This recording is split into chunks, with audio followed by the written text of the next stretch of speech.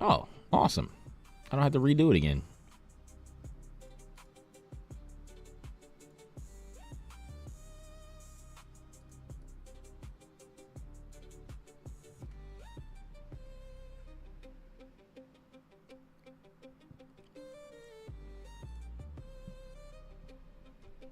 Where'd it go? There it is. It is.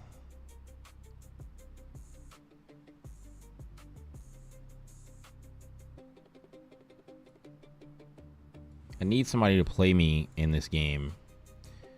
I want to try to finish a game online, but I need to learn all of the little nuances of the UI, because like to banish a card, it's like shift right click, I think. And because I didn't know that, we were having some issues. And dude just left, which I knew was gonna happen. Like I knew that was gonna happen.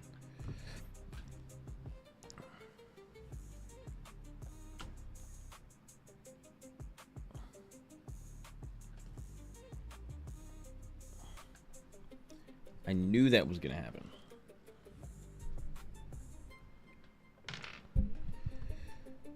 Like I'm about to just, I just want to play my friend in some card games. I might just get my friend and be like, hey man, let's play some 1v1.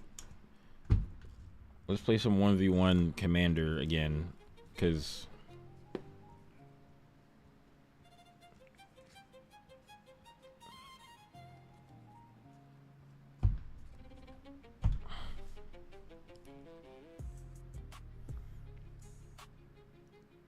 response deals 5 damage to target attacking or blocking creature.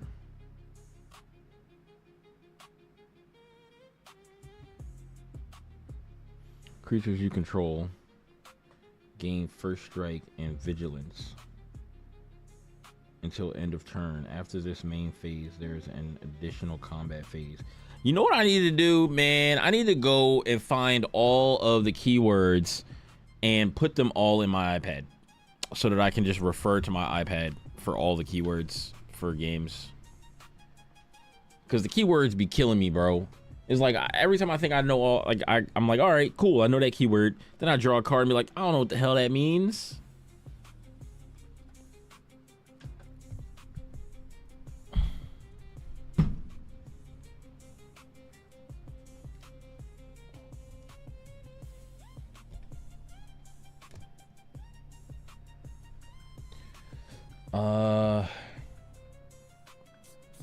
Okay.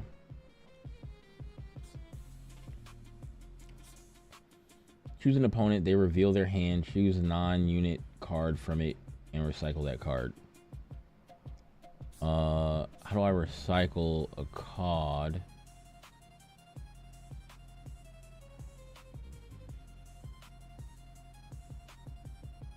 Oh, it's not his turn. It's this turn. Okay.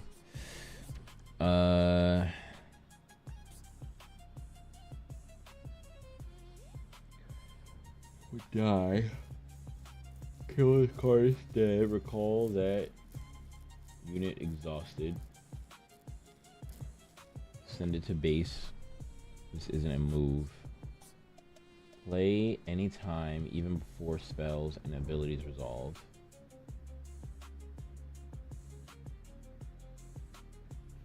+2 this turn, and another unit -2 this turn. Another unit. Any other unit.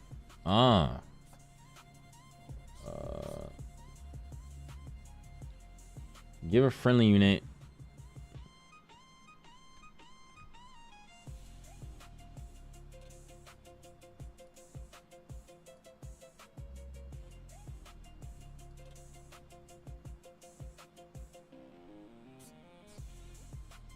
Wait, why?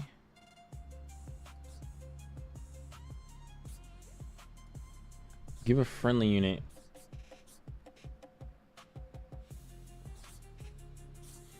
What do I want to do here? I guess nothing, because I don't really have anything. That costs 5, so I just pass my turn. Switch seats. And then here, when it's an attacker. So I want to save that, right? Choose an opponent, reveal their hand, and throw a card in the trash. When you play me, draw one. If you have Pike, you may pay one additional cost to play me.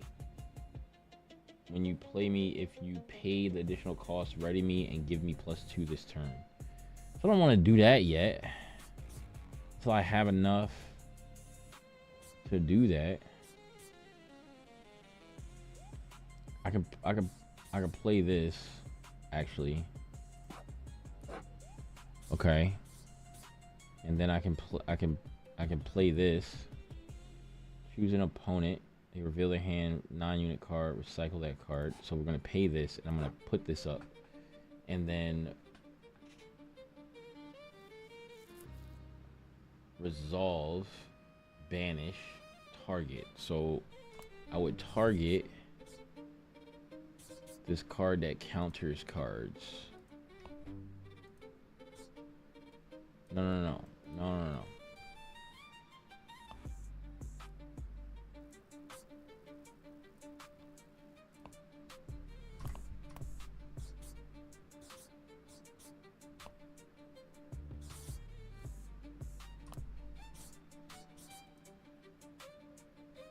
I can't target. T, target. Select target for sabotage. This would be the target. What's up, Mullet? Yeah, I just became a Riftbounder yesterday. I'm trying to learn Rift Atlas so that I can actually play. I tried to play somebody a few minutes ago before I started streaming, and the other person was new too. But so we were both having some issues, but I was like, you know, it's cool, you know, we'll figure it out. And then like we had a little bit of a rough patch, and then he just left, and I'm just like, all right, man. So I'm already hooked, right? So I'm a little upset that I didn't buy Riftbound when it first came out, right? When it first came out, I was like, so check this out. Let me just make this larger real quick. So when it first came out, I did not buy into it, right? And I was like, I should have bought Origins when I saw it. And I don't know why I didn't do it. So today I went and I found a deck. I found a Vi deck, and I just got it because I was just like, I just want some physical cards. I bought some more cards off of Amazon, and there'll be some of them will be here. I think it was I bought 1 or 2 Origins boosters, and I bought another Spirit Forge booster, I think. And then I bought I think I either bought Unleashed or a Vendetta set, whichever one has Shen and what's his name, Zed on it, right? And whichever one that is, so it has Shen and Zed on the front of it, and I bought that, but that doesn't come until the 13th. And then there's a deck that I bought, I think it's Spirit Forged, with Fiora on it. So I just wanted to get my hands on some cards to have, like, to start a little collection, and to have like some decks that I can mess around with just offline, and just mess around and play the game like solitaire mode. So like I got the Vi deck, and I was like messing around with it, and I think it's pretty cool. Like I like these cards. I like the way the game plays, and I just want to get deep into it, right? I might go, but the problem is, so this is my issue, right? The problem is that I do want to play this game, but I'm also waiting for Marvel Tokon to come out on Thursday, and that's like that's gonna be my main go-to. But I still want to try to get in games when I can, or just, you know, mess around with Riftbound when I can, because I think this game is fun, and I'm glad that they have like a pretty good you know, like website to play it on, because or else I just wouldn't really be able to play it unless I played it webcam style. I Do you know your style? Your most a spellcaster dude or swarm board? I'm down for whatever. I'm right now. I'm messing around with Rengar. I just want to. So the way I approach games like TCG games is if I can play top tier, I will play top tier first while learning the game, because that way I know that the deck is already good and I don't have to worry about like, oh, is it me or is it the deck? You know, like it was a tried and tested deck. So I think this one was like one of the top tier decks or whatever. Like I was like looking up stuff and this one just came up. I think Irelia was pretty good too. So I was just playing that. And I think they said something about like, you don't really have to, there's like no like top tier specific like hero, champions or whatever, but like so you could play anything and win, but like I just looked for whatever the best stuff was. If you want top tier deck and easy to learn, you should learn Master Yi. I did see that Master Yi was there. I just didn't choose Master Yi because I didn't necessarily like Master Yi, but I'm willing to give it a shot. Let me see where I got, because I got the deck from here. Oh yeah, so Rengar was, it said to be tier 2 or whatever for Unleashed, and then so Master Yi tier 1 Wuju Bladesman. I can just grab this deck code real quick.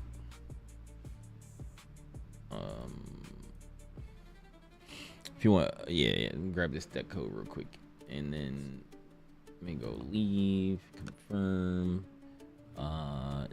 import deck, use deck code, paste, load deck, import deck. So okay, Wuju Bladesman, solo room, two-sided, and then I'm gonna go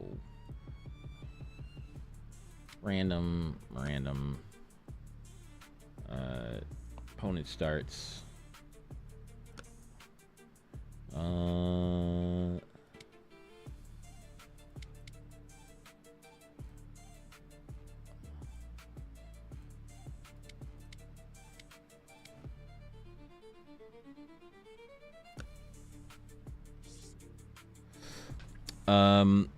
His legend ability is pretty strong, and you have a lot of counter spell to protect your unit from spells. So while a friendly unit defends alone, it gets +2. When I conquer or hold, gain 2 XP. So okay, so that was the other thing. Like, how does XP work? Like, I don't understand. I've seen this XP thing, and I know it's new in Unleashed. That's as far as I know, is that it's new and Unleashed, and that it's for like leveling up and it can do stuff. I just don't know what it does. I guess I can read it here. If I have deflect and ganking. While you have 6+ XP, opponents must pay 1 power to choose me with a spell or ability, and I can move from battlefield to battlefield.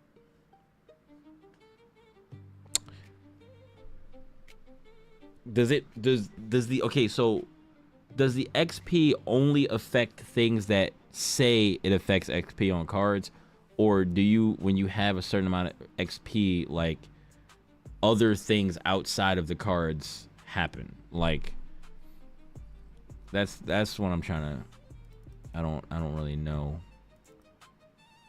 I guess I can continue watching this video, because I was watching this video on the rules. This is a 2-hour long video. I watched 30 minutes of it yesterday, and I was like taking some notes and stuff, so I probably should just continue to watch this video. Let me close this game.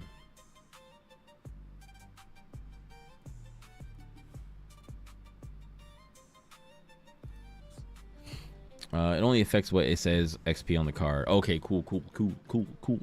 Is there a place that I'm not seeing where XP will show up when you gain XP on here? Or do I have to keep track of it myself?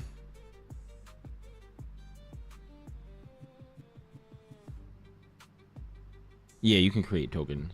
So you just create a token and just put XP on it.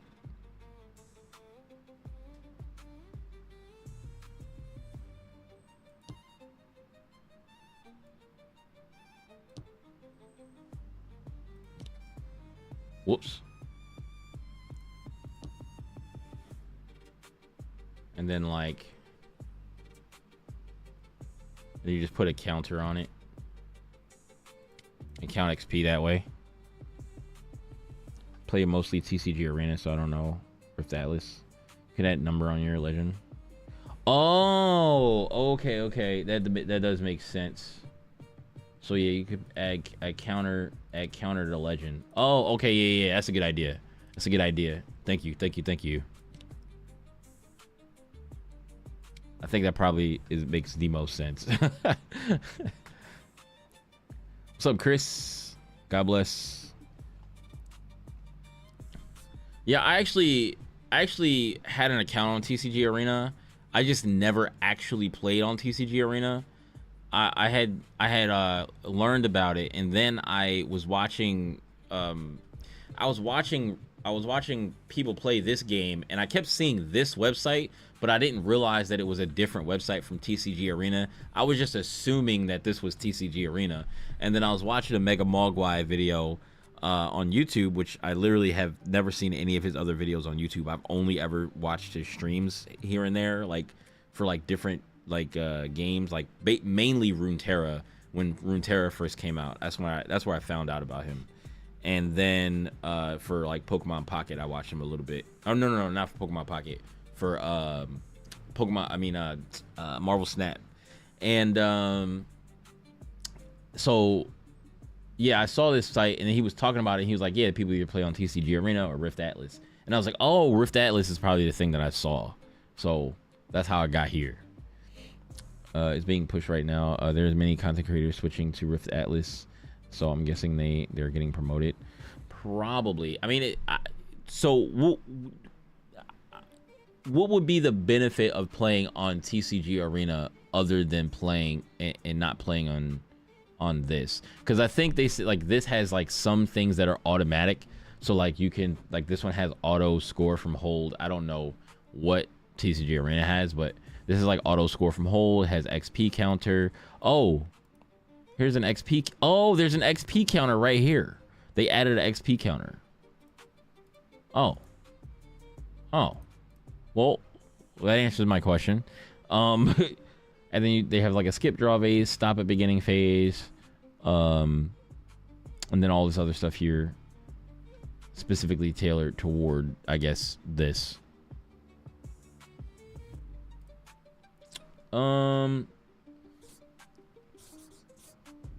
So let me play out a turn here.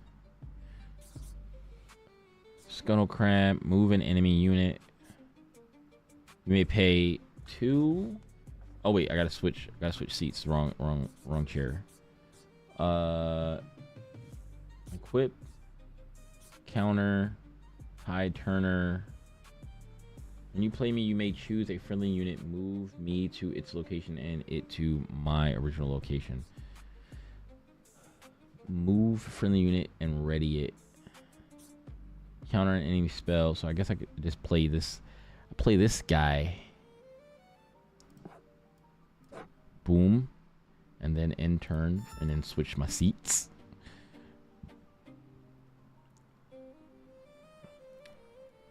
Rift Atlas tell you Rift Atlas, just the UI. I like the library on TCG Arena. You can DFO whatever you want, just like what you do in real life. You need to keep track of all triggers, so it's a good practice to when you play in tournament. Rift Atlas tells you what to do and trigger. Yeah, what's up, Damien? Do I play card games too? I mean, I played TCGs in the past. I haven't played Riftbound yet. So I learned how to play Riftbound yesterday, and I learned about Rift Atlas yesterday. So I've been messing around with this, and I'm trying to learn this and Rift, the game and Rift Atlas, because I think it's cool and interesting, and I have a whole lot of Pokemon cards too. So while I was like organizing Pokemon cards yesterday and the day before yesterday and this weekend, I was like, all right, I'm kind of digging TCG stuff, but I usually will play it online, so I don't have I'm not gonna be going anywhere. Maybe I could go somewhere physical and play, but it has to be near me somewhere. Yo, Damien, thanks for all the likes. Appreciate that. It has to be like near me somewhere. If it's too far away, and I live near Seattle, so like if I could find time to go somewhere and play that I don't have to like pay for parking every time, because that's the only reason why I really didn't go to like any fighting game and stuff events in Seattle when I moved here, is because I would always have to go pay for parking, and I was like, I don't feel like paying for parking every time I come here every weekend.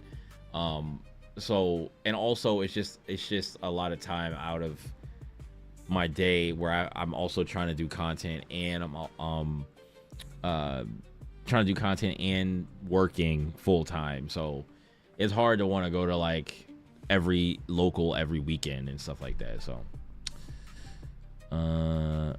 oh yeah, treasure token is here. XP counter. Okay.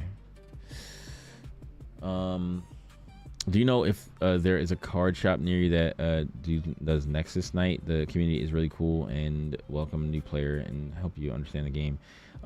There's a website online to register those events, so you can see which shop do events and when. Okay. You can always collect your favorite cards in person and then just play online. Paying for parties annoying. Yeah, that's pretty much what I'm doing. Like I'm probably just gonna collect. So like today I actually went out and bought some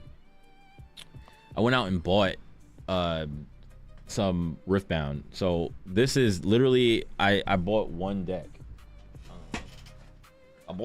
Literally bought this Vi deck today.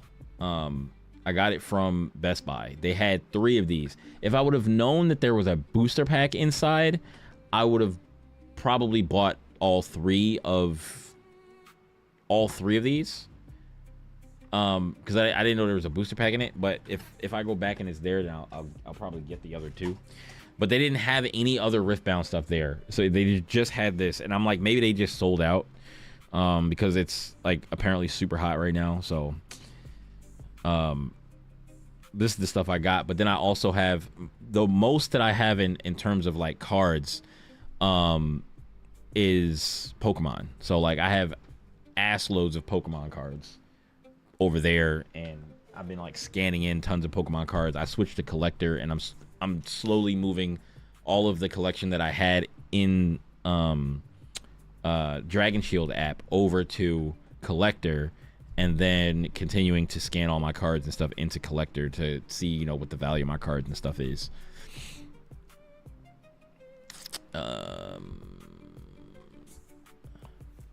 So let's see.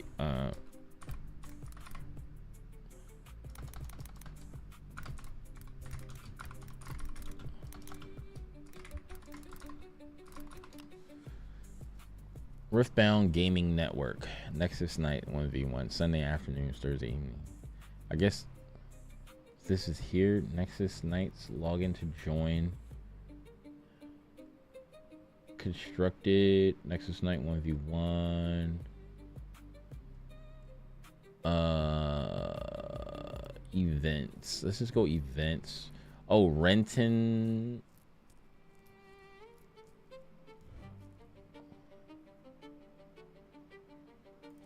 Let's do Bellevue. Can I just click on like Bellevue? How do I?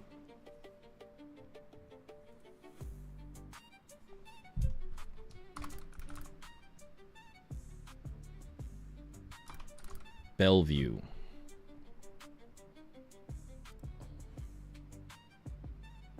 I'm near Bellevue, so let's do 10 miles Bellevue.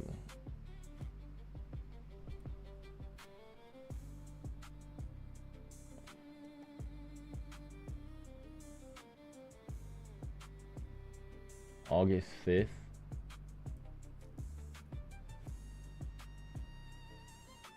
Kids question. I think I know exactly where this is at.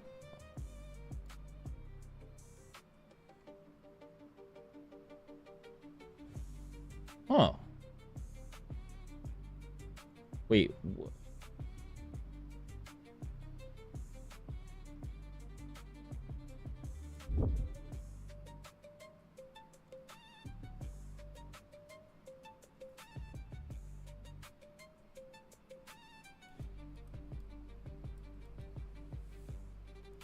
Wait, it's...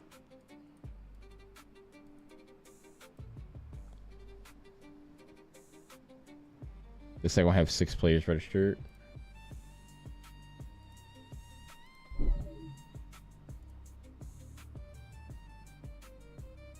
Oh, I see. Thursday, August 6th. Oh, I see. 4 spots. If four people, 8 people. 12 players. August 6th, Thursday evening.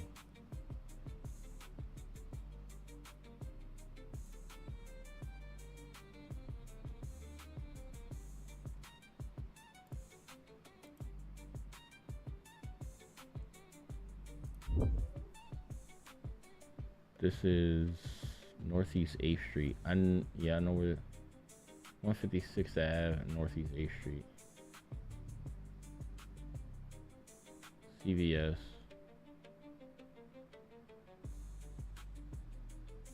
I think. Oh, I know exactly what you're saying. I literally drive down this street every single day. I drive down this street every single day and pass by this.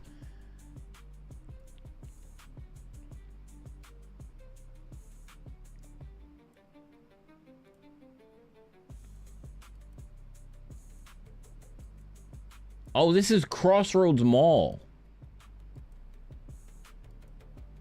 Oh. Wait, they have it at Crossroads Mall? Probably at the bookstore? Let me see. Does it say?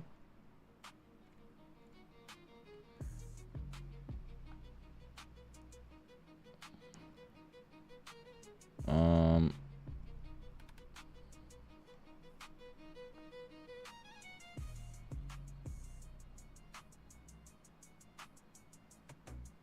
3-0, receive 1 additional pack. Reward structure goes follow. Riftbound Vendetta pack per person in the tournament. Proxies are not legal. 3 rounds of 1v1 best of 3. Event structure, Swiss rounds, 12-player cap. Casual decks and TCG games in downtown Bellevue welcomes all summoners. Grab your... Okay, yeah, it's at Crossroads Mall. I probably, if I walk in there, I find where they are. Usually 3 round best of 3, depends on the shop. Yeah, I'll keep an eye. I'll keep an eye on this. Let me click on events and then go put this up here on my bookmark bar, because I'm not sure if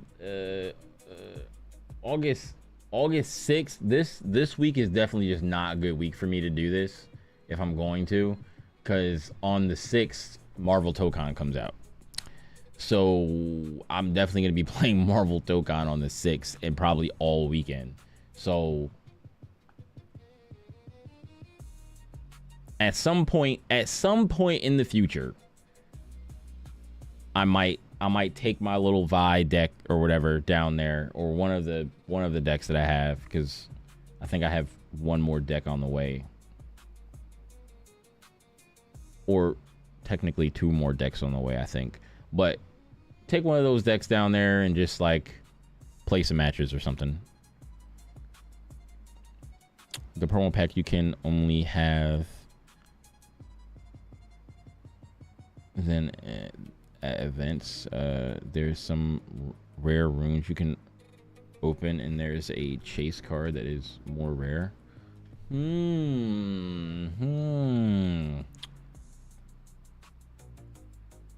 Riftbound weekly open play. Tabletop Village, South Seattle, Washington.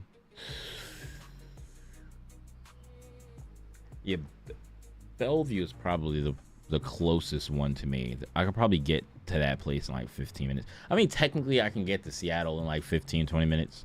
That's not that bad. I drive to Seattle often because where I work, I deliver to a lot of different places. This is when it says free. Drop in Thursday, Nexus Nights. Mock Seattle. Open play. Thursday nights. Maybe I might show up for one of those things, you know? I might do that. Cause I definitely wanna play. Like I definitely wanna play like in person at some point. It's just that so since I moved here, it's not that sad, but like it's a little sad. I literally have no friends in Washington. Like I have the one dude that I work with, he's really cool, but I don't think he doesn't really play games or he doesn't really like play card games and stuff like that. But otherwise I don't know anyone else here. It's just me, my wife. I used to live in Philadelphia, so like all of my friends live in Philly. All of them live in Philly. Like every year we go to Evo. For the past 3 years we've gone to Evo. So like I've lived here for 4 years or going on 4 years now.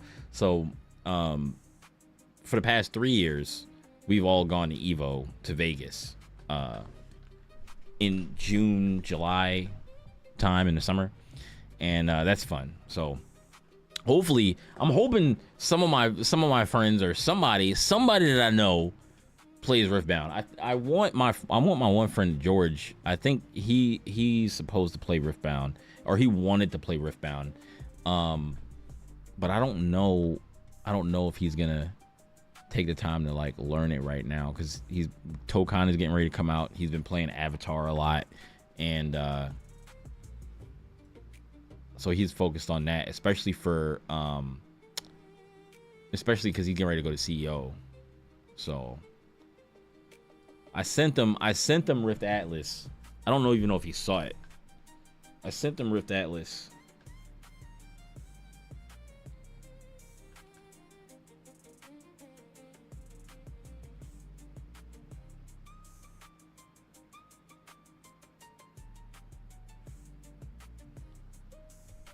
I'm about to send him a picture of my. I'm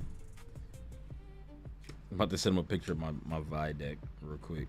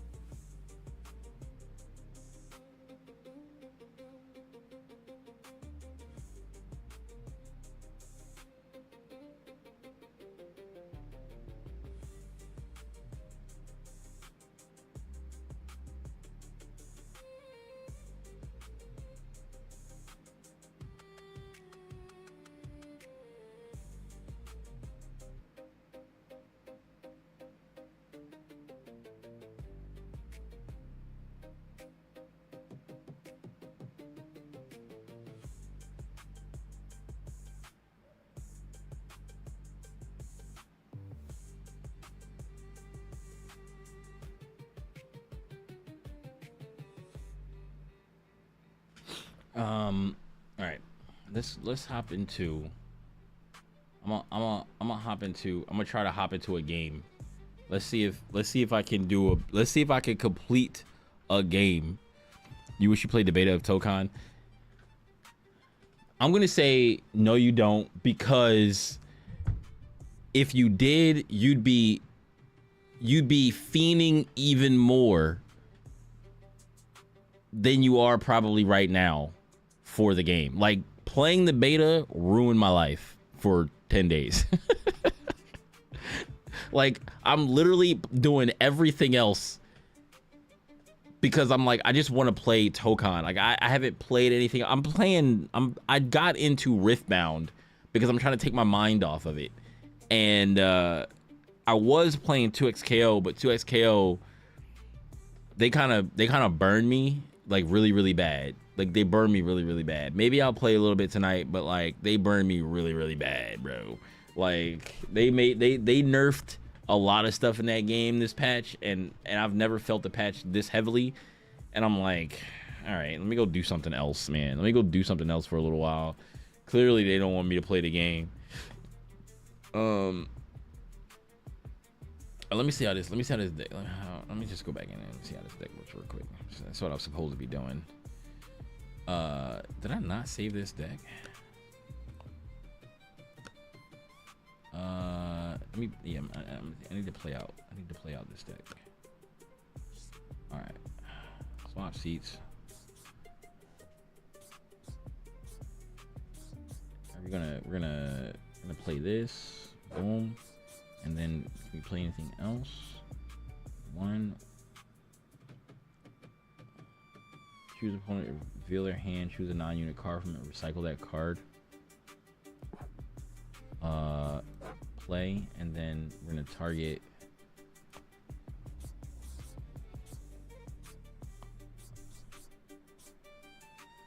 Turn, draw one, counter spell, ability. Died alone, draw one. I'm gonna get rid of non-unit card. So I'm gonna take away the draw card. I'm gonna target. I don't think it's gonna let me target cards in hand for some reason.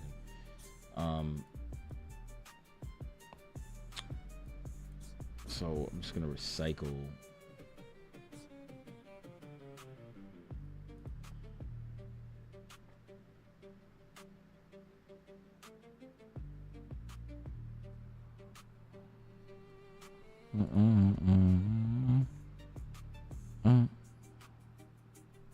Recycle. Where's recycle? Burn the top card of your main deck. Banish card from hand. Look at the top deck.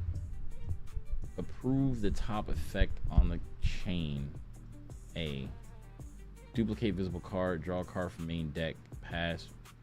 Rewind the last action. Controls. Hold. Emo wheel. Label wheel. Buff. How do I...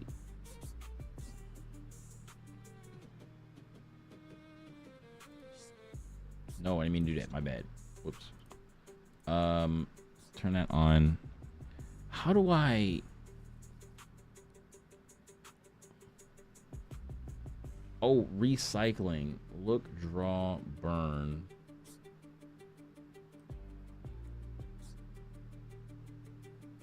Hold shift to put...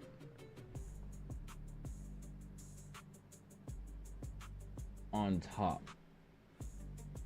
So recycle. Let me see. Let me just look it up. Recycling.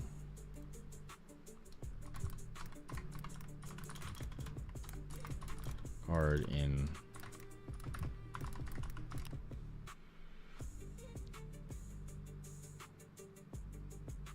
Recycling a room from your base. It sends it to the bottom of your rune deck. User generates power.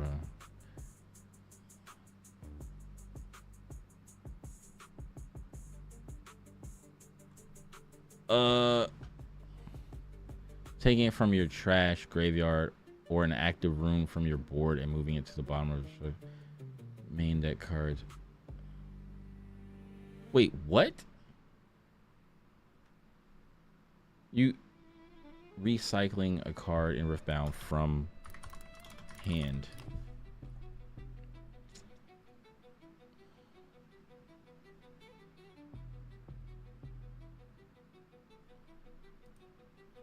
No.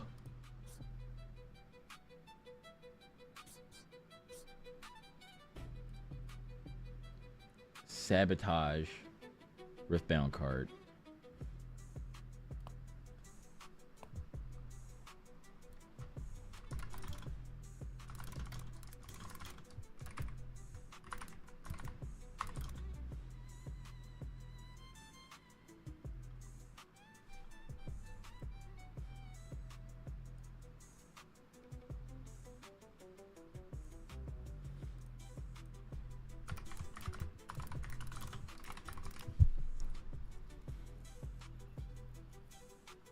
Pay 1 energy and 1 body power.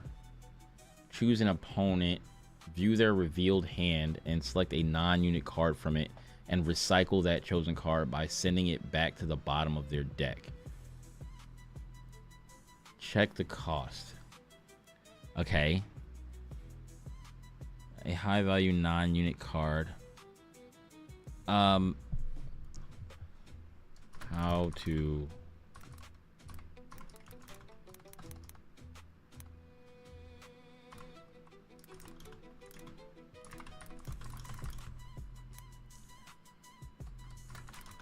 put card on the bottom of deck. Rift Atlas. To put a card on the bottom of the deck on the Rift Atlas online simulator for Riftbound, right click on the card or use the deck management option to send it to the bottom. Right click the card or deck. Select the context menu.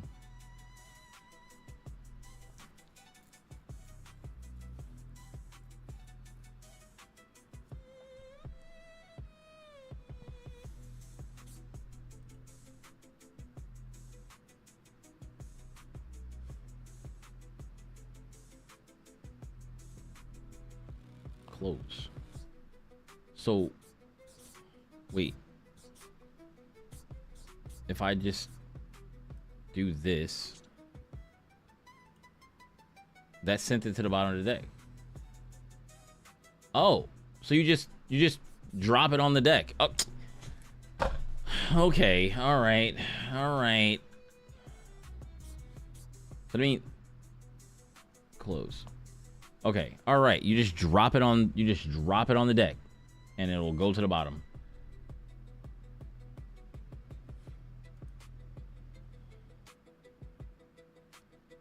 Move discipline into deck bottom. Oh, okay. That worked. Nice. Approve. Resolve. Okay. That took forever. I can't do anything else. Player plays a non-token target here each turn. They may move another unit they control here to its base. At the start of each player's first beginning phase, that player gains 1 point. So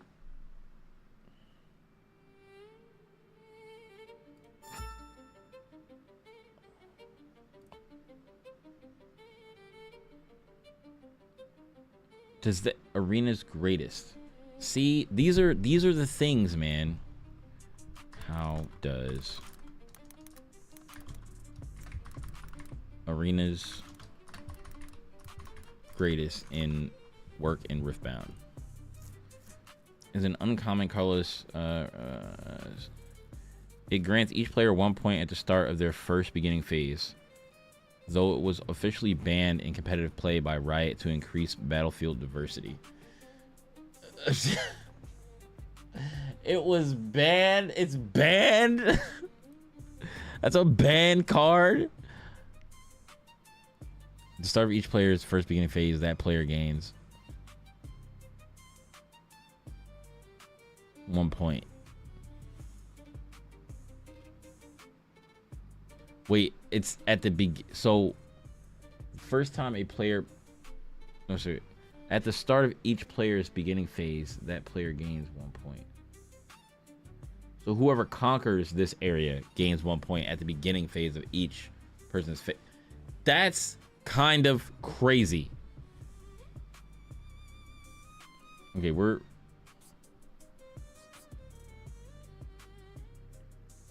If I died alone, draw 1.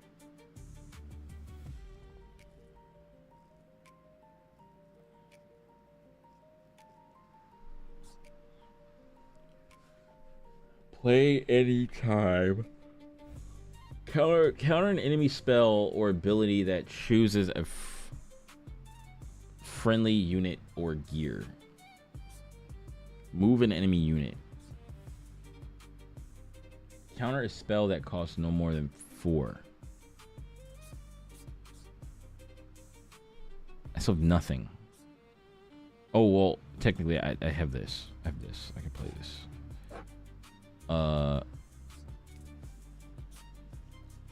Okay. And this is just a spell. I can only play that on my turn, I'm pretty sure.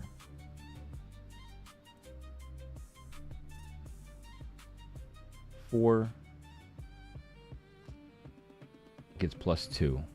So when it defends alone, it gets +2. So this will have 4. Okay.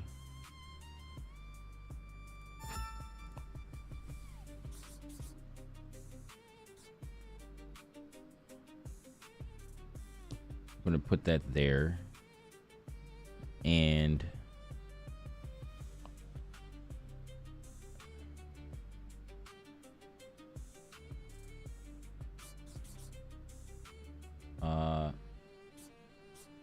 move an enemy. I can't play that on their turn. I can only play it on my turn. Spell or ability that chooses a friendly unit gear. Counter a spell. Okay. Can't do anything about that.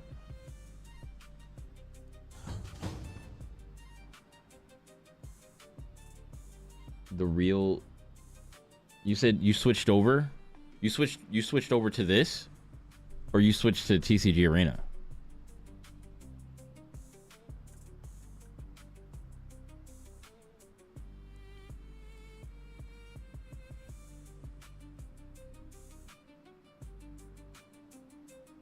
Oh, you switched over from TikTok. Oh.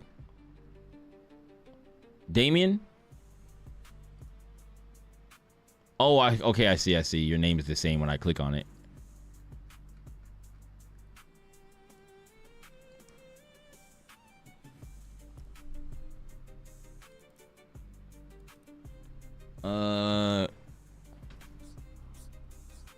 Yeah, I'm just like playing both sides of the table right now. Just trying to like understand the game and then understand this deck.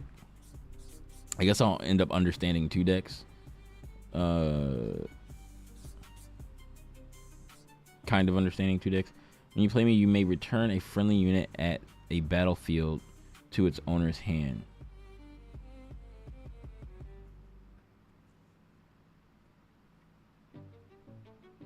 So the beginning phase, I get a point because I hold this, right?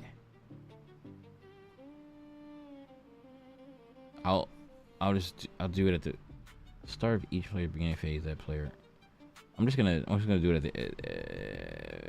the next turn. I don't know if it's... Did I ended their turn? Sentry to Arena's greatest. Oh, okay, no. Okay, it's next turn. Conquered the Arena's greatest. Score 1. Okay. All right.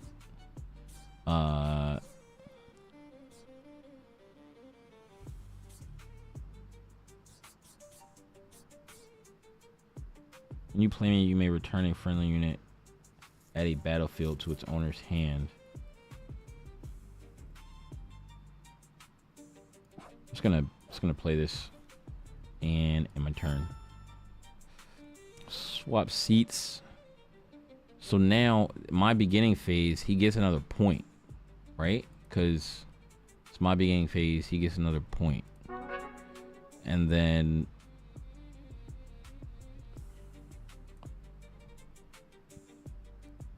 And then I can't be chosen by enemy spells or abilities. This is a 6 cost. Move an enemy unit. Player plays a non-token unit here each turn. They may move another unit they control here to its base.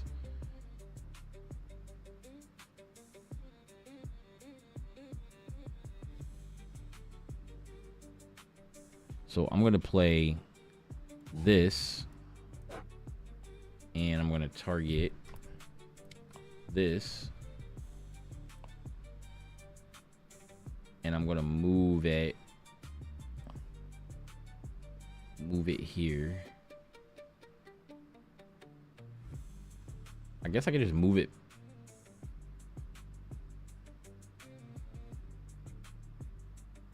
I guess I could just move it back here, right?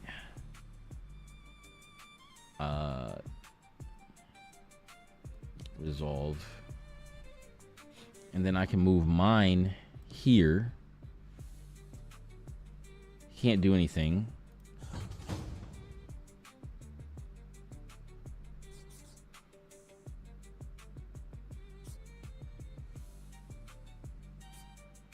Can't be chosen by enemy spells or abilities. So I can just chill out and not do anything. Counter an enemy spell or ability that chooses a friendly unit or gear.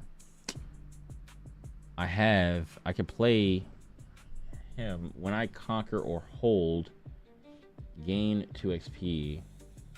I have deflect and ganking. While you have 6 plus XP, opponents must pay to choose a spell or ability and can move from battlefield to battlefield. So when I conquer or hold, gain 2 XP. So I'm just gonna play him. Boom. I'm gonna end my turn. And then when you play me, draw 1 if your other units have a total might of 5 or more. It's only 4.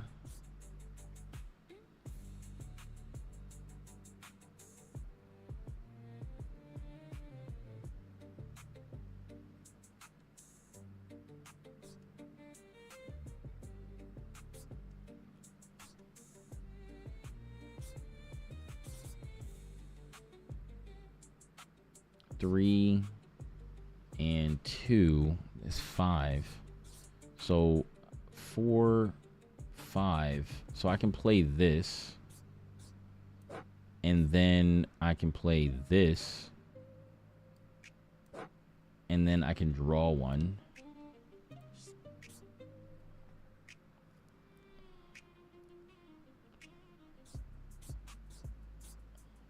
And then I can move. So this one has, so defense alone +2. So this has 4 right now. So I could just do buff. Right? Wait, oh, that's right. Wait. I gotta do buff.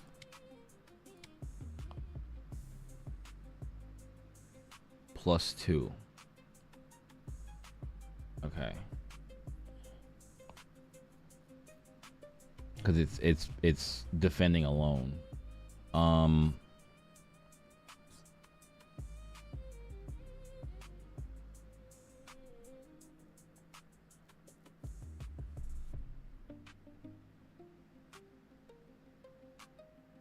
this, I just realized this says I can't move to base. So that means you can't force it to move to base because it just can't move. I wonder what the ruling is on that. Determined sentry.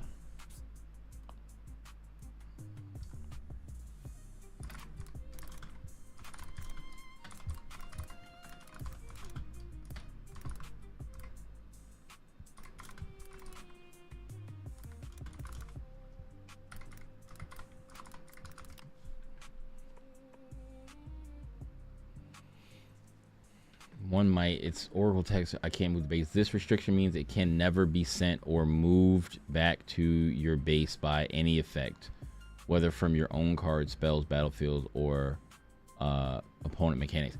Oh, so that was an incorrect move. We're just gonna keep it moving though. We're just gonna keep it moving forward. I'm not gonna rewind all the way back, but I'm gonna keep that in mind for when I have to use that card again. It cannot be moved from battlefield to base at all.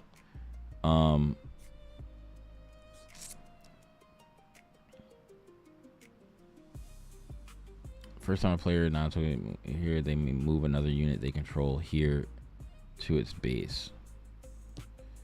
So can I do it? Can it do anything about that?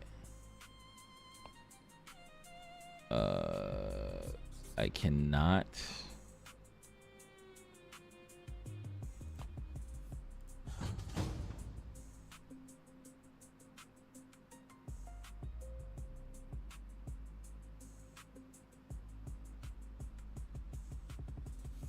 Wait, I think he has 4 because it's back to his turn.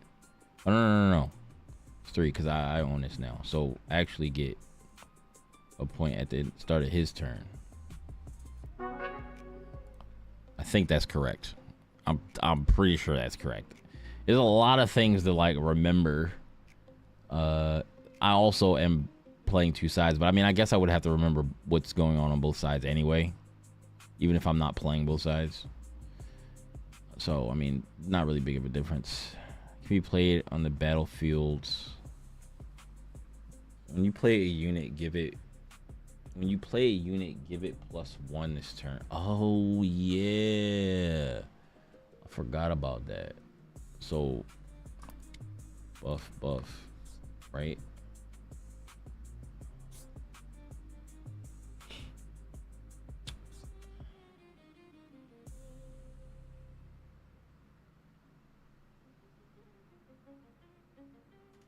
This has 3, that has 4.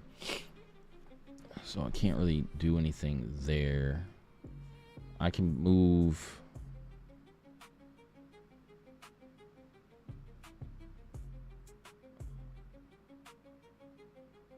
Oh, when you move things, they all have to be moved at the same time. So it already conquered, so I can't move him, right? I think that's the rule. Banish a friendly unit.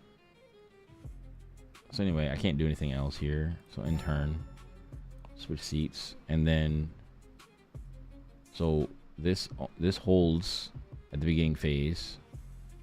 So I get a point.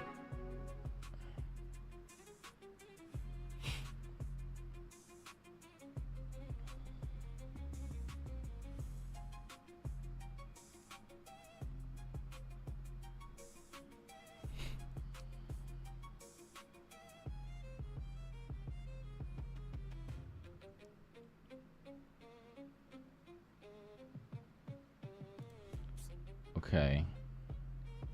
So now I have this Master Yi here.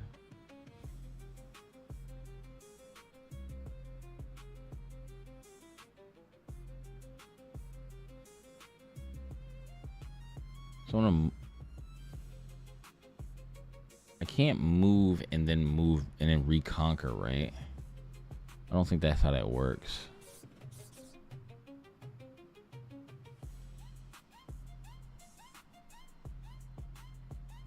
So he has 4.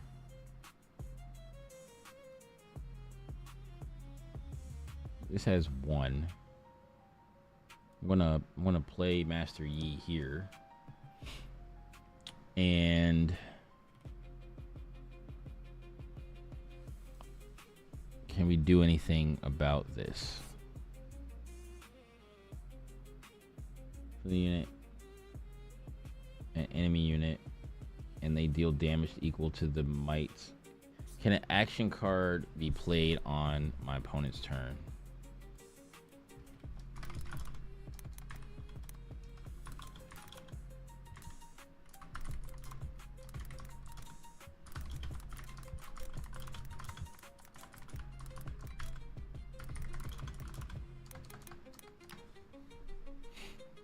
Play an action card on your opponent's turn, but only during a showdown when the chain is completely empty.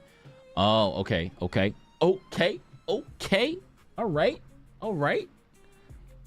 Understood, understood. Oh, I can't even do that. I can't do that because I don't have any mana for that. Oh, so we can't do anything here. Cannot do anything here. So that loses. Conquer.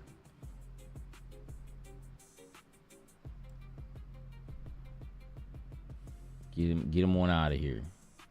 Okay.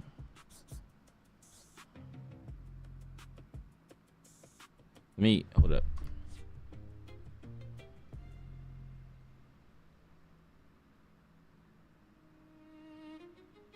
Okay. No, that was right. That's right.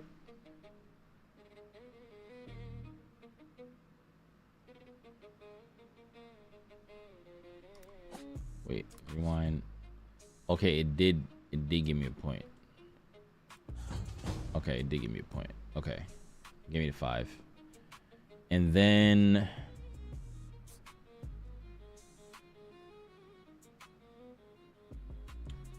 this is going to have +2 because it is alone and it's defending. I conquer and hold, gain 2 XP. So I have 2 XP now.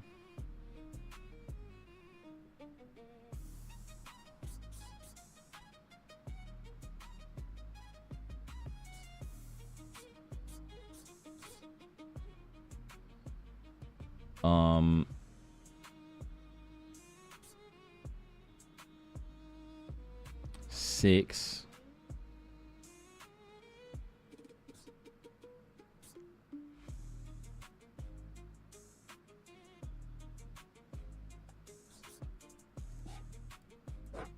Play this and then end turn.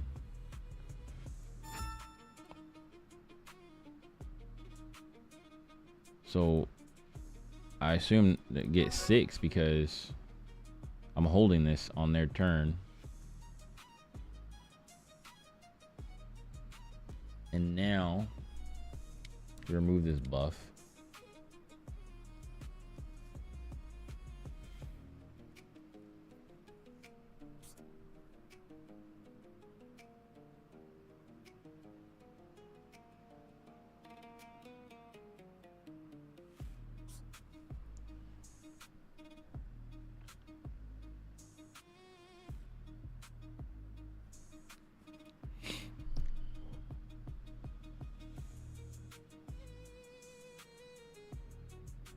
Assault +2 while I'm an attacker.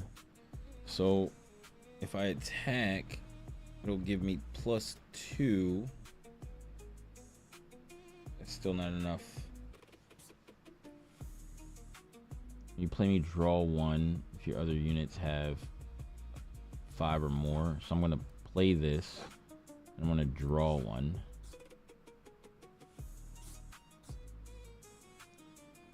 It's a reaction to a battlefield where you have units. I don't have any units on battlefield.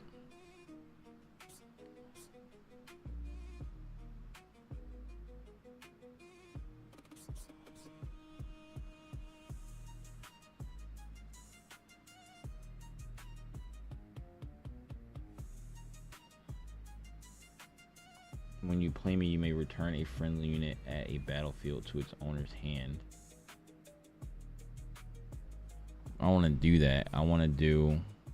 So we're gonna attack, right? So we're gonna do.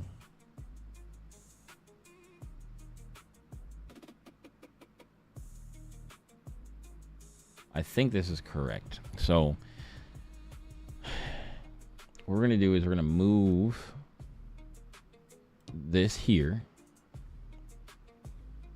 and then we're going to also pay this to play this as a reaction to me putting a thing there, and that's 3. So damage goes to So we're gonna go 3, and this is 3. So we're gonna buff this 2, and then this is 3. So 3 and 3, destroy this, and then the damage from this 4 goes to the highest, right, and destroys this. So we're gonna, this gets killed, and then this also gets killed, and then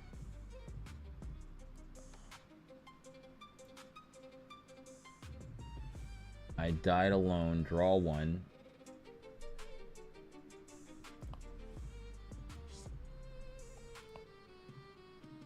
Approve. Resolve. Approve. Resolve. Resolve.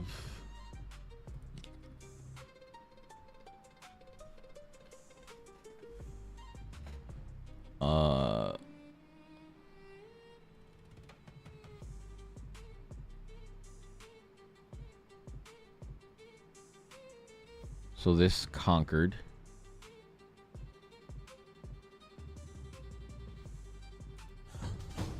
We can remove the buff because it's not attacking anymore.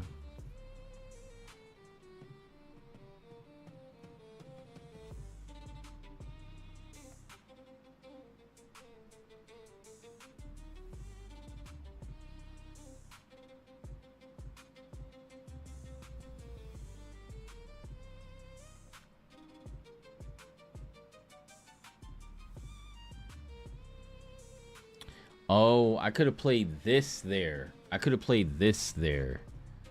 We're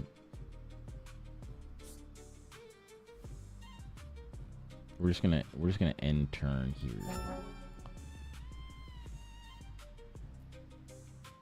And they hold this. They hold this. So get a point. Or it's at the beginning of phase and it's on there. So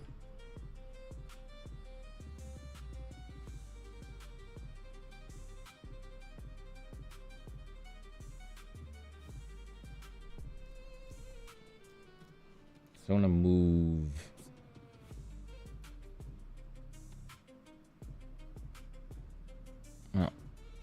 Auto pay.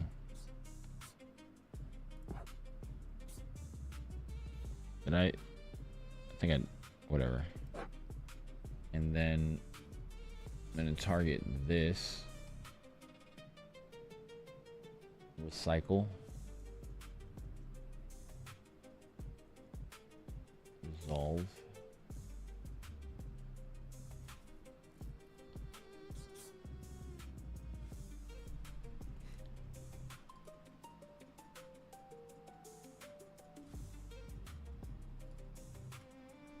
And then, let's see, move.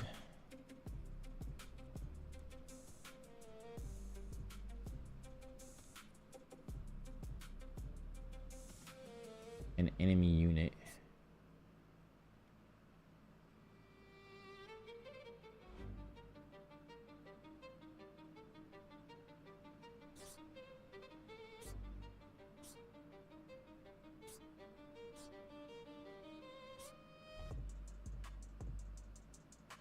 Let's see if this is right. So, oh, this also gains 2 XP. Because I'll hold. And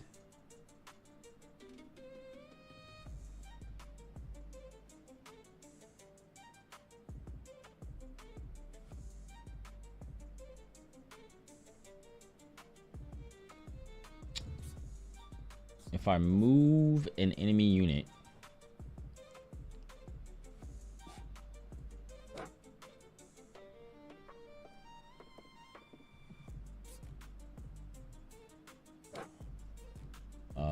Oh, yeah, that's good to know. I can just drop it on top of the card to target it.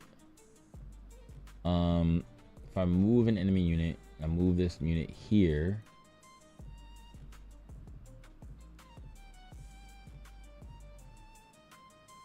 Assault +2, so it has 3. But I'm defending, so it has 4, 5, 6. So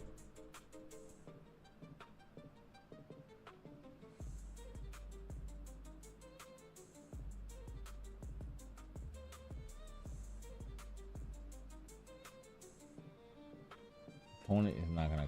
Opponent can't conquer.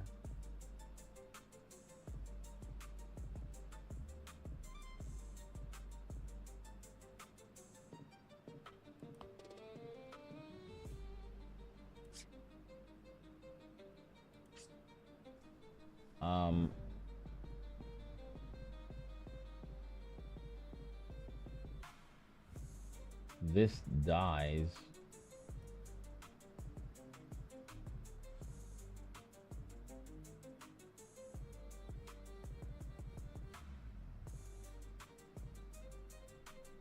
I don't know.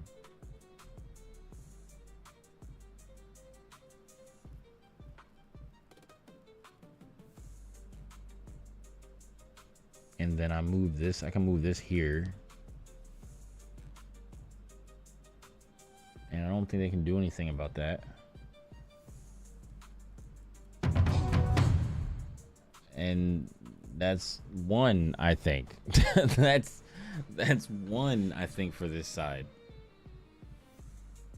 I'm pretty sure. I'm gonna watch a video of Riftbound being played.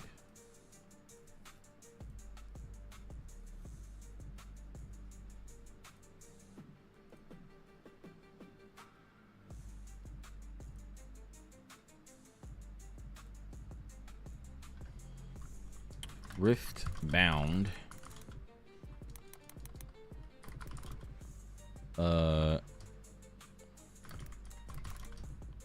Master Yi.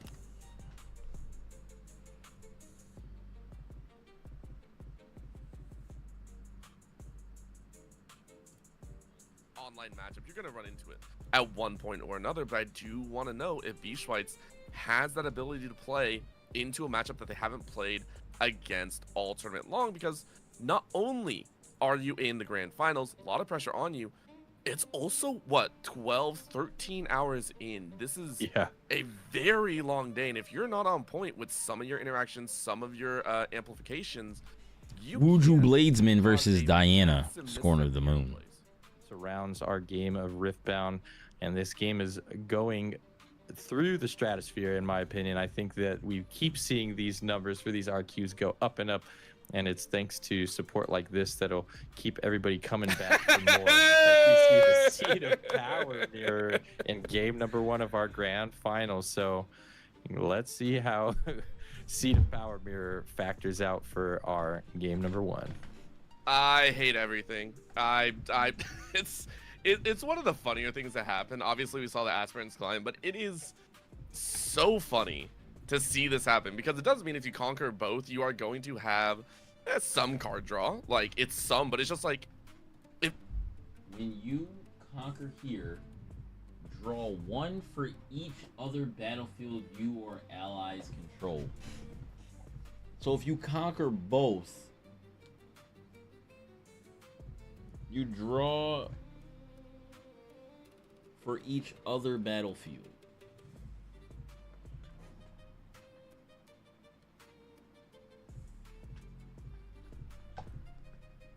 So you just draw 2, right?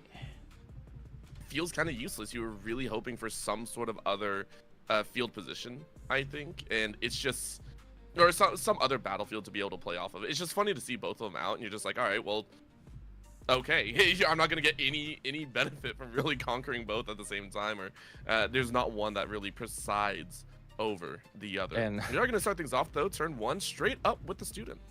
And Lady Luck is smiling upon Factor today as we No, got to don't see tell me. I didn't that check. Ruin Runner in No, starting hand. bro. So He he's plays getting Scuttle. ready, prep to get us off to the run races with our alpaca, as it's been decided by chat.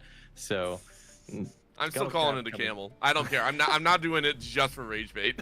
Okay, we got the Scuttle Crab coming down as our first play of the game for Factor, going to draw us into a charm.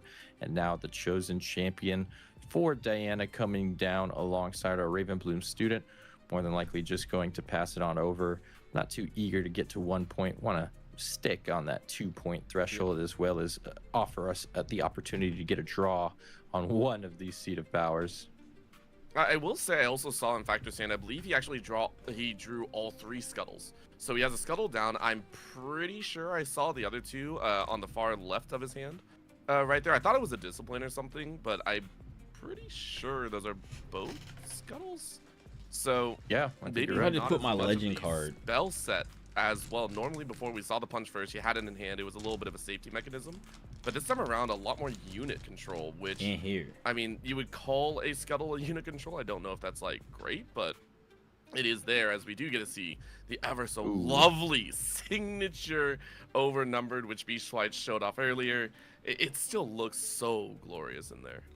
And we do whiff on our Diana Lunari's ability after spinning a card to the bottom and reveal the top, and it was a fizz. But fortunately, that fizz will be added to our hand after we gain the draw from conquering the second Seed of Power with the Ravenbloom student. And now looking over at Factor's hand, like you said, very minion dense. We have double Scuttle, we have the Ruin Runner, we have a challenge, or sorry, a Sabotage, as we see deployed now, as well as a Charm. And now, in response to the Sabotage, we're actually going to elect to stupefy the Master Yi, come away with the draw, and now revealing a hand that contains Hui, Sprite Fountain, Fizz, a stack deck, and Moonfall. Can't quite make out the 2 mana cards. Isn't that a hard bargain in there? Am I? Or is that no? Is that wages? No. I'm reading that completely wrong. What there am we I? go. Thank you. It is hard bargain. Correction. I was like, Hard I'm pretty sure that's hard bargain. And That's his hand, man. I saw that. Yeah. I recognize the gold rings, man. I recognize the gold rings in there. Yeah, we need some more support like this from the camera guy all the time. Yeah, whoever Gotta decided love that is amazing, by the way. Big shout out there. It's a Moonfall call, right? Like this has to be a Moonfall call. Yeah, you don't, especially when you see the fizz there as well. You don't want to give Diana the opportunity to play that Moonfall out and then fizz it back and get a second use case out of it. So spinning one to the bottom, especially after looking at the list, you know that this have units may move up to 1 enemy unit to that battlefield, then give enemy units their -2. 2 up in the main. That's one of the 2 copies gone, and more than likely won't have to worry about seeing it again this game. So just have to be on the lookout for that final copy of Moonfall going forward.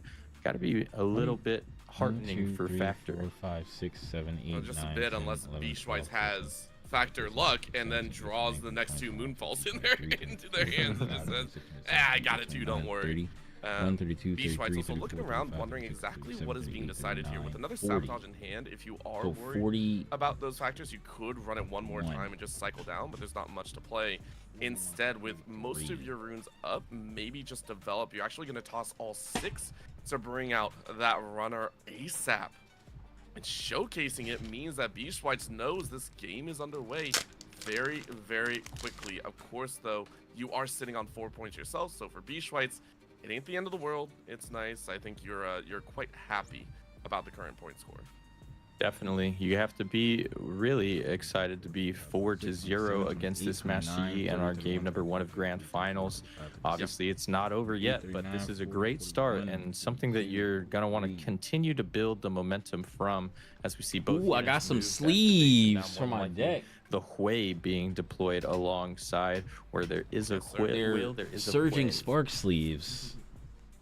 It is there as we get to see the Traveling Merchant, which I believe was the other card that was tucked underneath We kind of noticed it, but we didn't really comment on it. But it does get a lot of use when being spun. So massive back base being set up here. The buildup of the army leading to Beast White saying, "Listen, I might not have faced off against it in any of my rounds, but I know what I need to do." And for Factor, in the situation, you are swinging pretty much raw. That kind of hurts, just as a heads up. Not too many punch first, not too many amplifications in there. Instead, you're stuck with kind of these might positions, which you are going to push in now just to score so I still need a few more for card draw because of the Seat of Power and maintain your advantage there. Will you utilize it as much as possible as we get to see the 2 XP laid in for whatever it matters for? Yeah, as we see the Lonely Poro as the draw from our Seat of Power draw. So have a couple combat tricks with that on guard available. Do have another sabotage. Actually, want to try to take. I think I'll use different sleeves. Could opt to go for it all with a big charm play here. Obviously, if we do try use different sleeves for these, either the Diana or because they have different card backs. I mean, the backs are different. An effect from that being that Hui can get his move effect and Diana can get her showdown effect. So a little bit risky, but if it is successful, could spell a really big comeback for Factor, getting this Hui off the board as soon as possible, as it looks like that will be the choice. Charming the Hui into the Seat of Power where our Ruin Runner is present. So Ruin Runner going to get that +2 from the Wuju effect, going up to 7 against the attacking 5 from Hui. After the draw, we're seeing what we're going to discard. More than likely going to be a unit, actually is going to be that Sprite Fountain to give us the untapped 2. And now what do we intend to utilize these additional resources with? It'll be first a tap of our legend ability to go ahead and stack deck. So digging for an answer, perhaps that second copy of Moonfall. Nope, not gonna find it off the stack deck. Saw an Eclipse, a Vex Apathetic, I believe, and not sure what the third card was. Got nothing that's really answering this Ruin Runner currently, and I'm not sure if there is anything that'll be able to save our Hui at the current moment outside of perhaps maybe a Ride the Wind.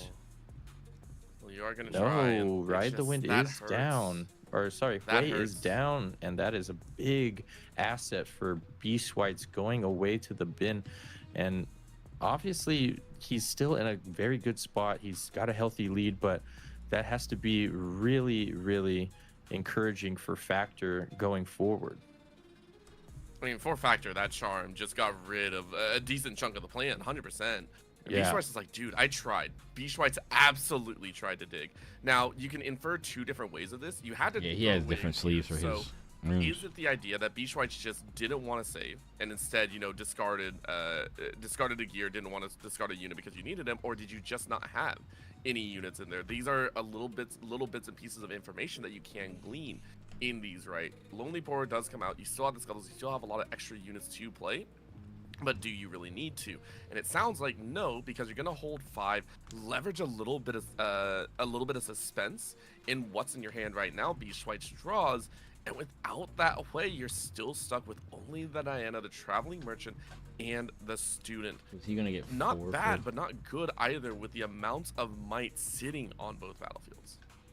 Definitely, and Factor doesn't actually have an abundance of combat tricks in hand, but leaving those 5 runes up does feign the possibility of the Rengar coming down, as we see an Eclipse come out for Beast Whites to start the turn off. Gonna drop our Master Yi down to sleeve 0. in this deck. Give a little +1 might boost to our Ravenbloom Student, and an opt off of the Predict will look like we're contemplating sending it back, but now instead choosing to leave it on top. Should be an easy walk over the top of this here Master Yi, I like it. but we're sending in both Diana and our Ravenbloom Student, so attacking for 6. Gonna draw a Rebuke off of the reveal from our Diana Lunaria effect, and not much in the ways of answering this, I think, on Factor's side. He does have On Guard, but that's not enough to get him over the finish line here. That'll just return us back to our original might of 4. with the +2 buff from Master Yi as well, so it'll be 4 to 6 currently. Yeah, I mean, maybe you're looking to try and get rid of the Diana as well, just trying to get some sort of range in there.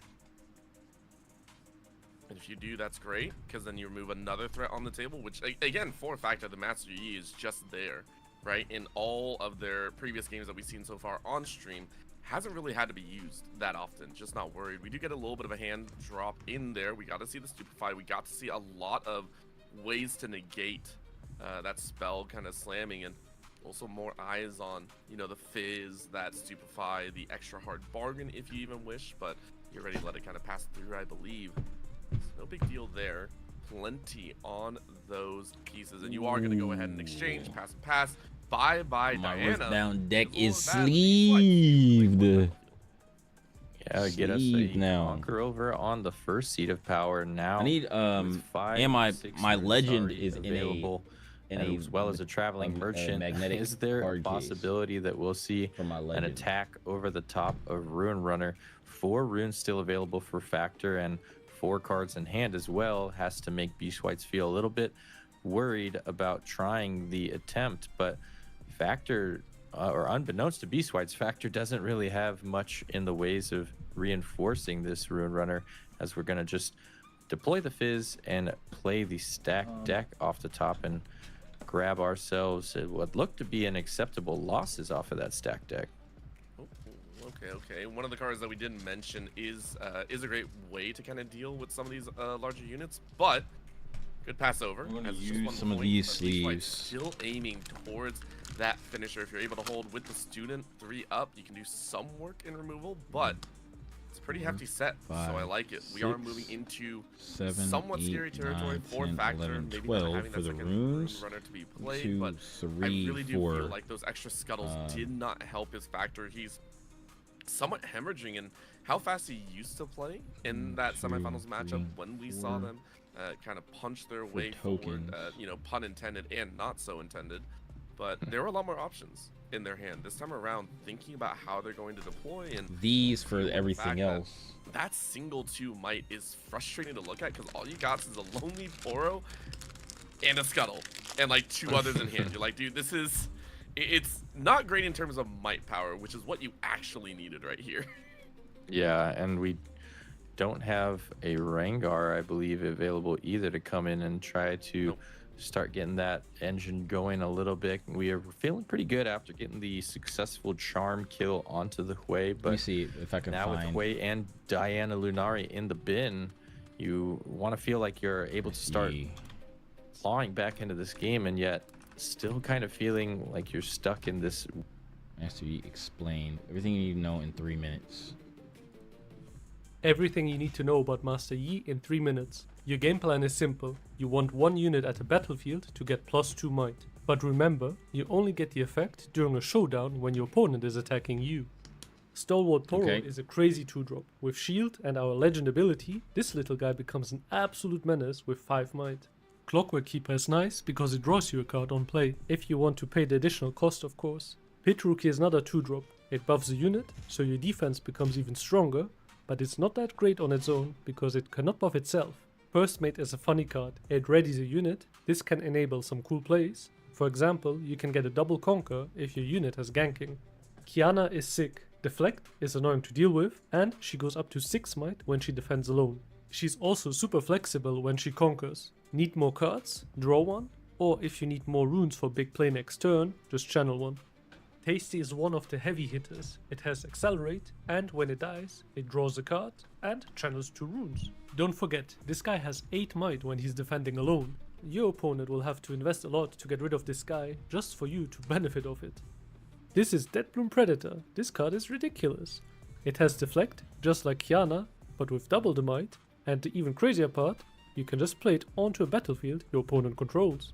And if the 8 might jump scare wasn't enough, the next card will almost certainly get you there. White Flame is bonkers. It gives +8 might to a unit for the turn. Your 2-drops can now go in with 10 might and conquer pretty much anything. That's ridiculous. Your chosen champion will be Master Yi. He comes in ready, so you can conquer straight away. And he has ganking. This lets him go to the other battlefield without returning to the base first.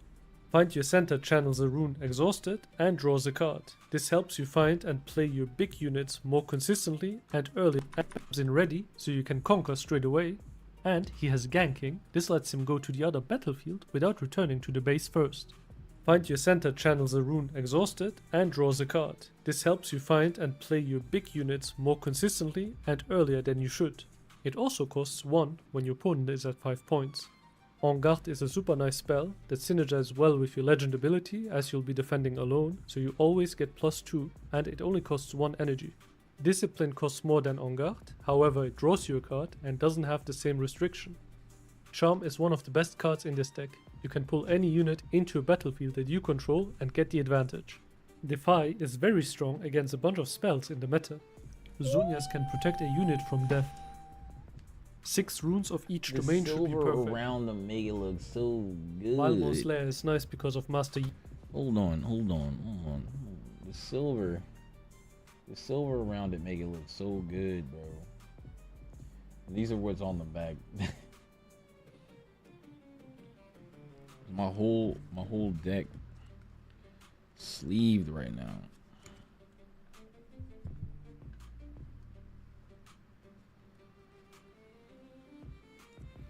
Black sleeves for these. Legend token or legend card.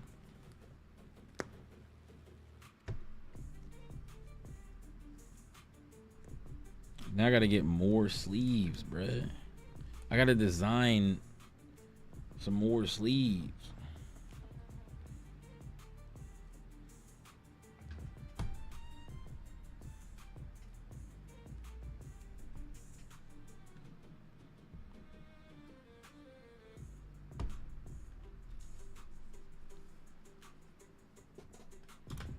He's ganking. Growth is perfect for your hold game plan. You will never run out of cards if you hold it for long enough. Obelisk lets you play your top end earlier. In the side deck you should play Sabotage to look at your opponent's hand and take a non-unit out of it and recycle it. Unyielding Spirit will be your go-to card against Kai'Sa. It prevents all spell and ability damage for the turn. Primal Strength is another card that makes your units massive.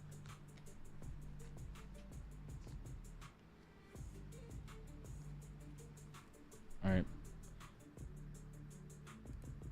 In this video today, we are going to be taking a look at the best deck I've used in Riftbound, Master Yi. Now, when we talk about best decks, it might not have the highest ceiling ever seen in Riftbound. It might not have the greatest ramp, and of course, it still does have a couple of bad matchups. However, the consistency and efficiency of this deck is incredible. So in this video, I'm going to talk about my set free experience with this deck. I'll showcase you the deck itself, talk about some of the tweaks, changes you could have, give you some tips and lines you can do on this deck, and basically a nice guide that should help you on there. There's lots of great guides out there. Houses Are Big was, I think, for a lot of people, the inspiration for this deck. Then Factor took it another level and won an actual regional qualifier with it. For me, step 1 of Riftbound, I did okay. I never got too far in a skirmish because it was my first ever TCG, so it was quite a learning experience for me. Then set 2, I played Draven and won a few local events like Nexus Knights, Winner Box stuff, and I kept getting top 4 at skirmishes but never seemed to be able to quite get over the line and win one. But in set 3, with this Yi deck, I've won both the skirmishes that I've attended. I went to the Netherlands and did really well there in the side events, got 2 metal cards. So set 3 using Master Yi has been incredible for me. So if you don't follow my Twitter, by the way, do go check it out at Zelonius. I tweet lots on there, get involved in Riftbound discussions. Good to see you on there. I try to respond to all replies. So you can see here, I got the Aurelia metal card in Utrecht. I got an Ezreal one as well. And then I got the Rengar mat. That was my first skirmish I'd won, so I was really happy about that. I think this Rengar mat's crazy cool. And then yesterday I won back-to-back skirmishes and got both the play mats for set 3. So I got the Lilia one, actually quite a nice one. I don't think I'll ever play Lilia, but these are like cool memories and stuff. So yeah, this deck incredible. Really like it, and I've done a few tweaks and changes. If you like these type of videos where I'm doing deck tutorials, gameplay, analysis, tier list, talking about all the latest Riftbound Stop stuff, punching your mic, please. Please. to get to 1,000 subs. Once we get to 1,000, YouTube start paying us, so I appreciate the support. So this alone is probably the biggest reason that this deck is so good. Wuju Bladesman, while a friendly unit defends alone, it gets +2 might. Now, even if this just gave +1, it would be a solid legend and Yi would be fairly good. But getting basically a free discipline when defending alone constantly is amazing.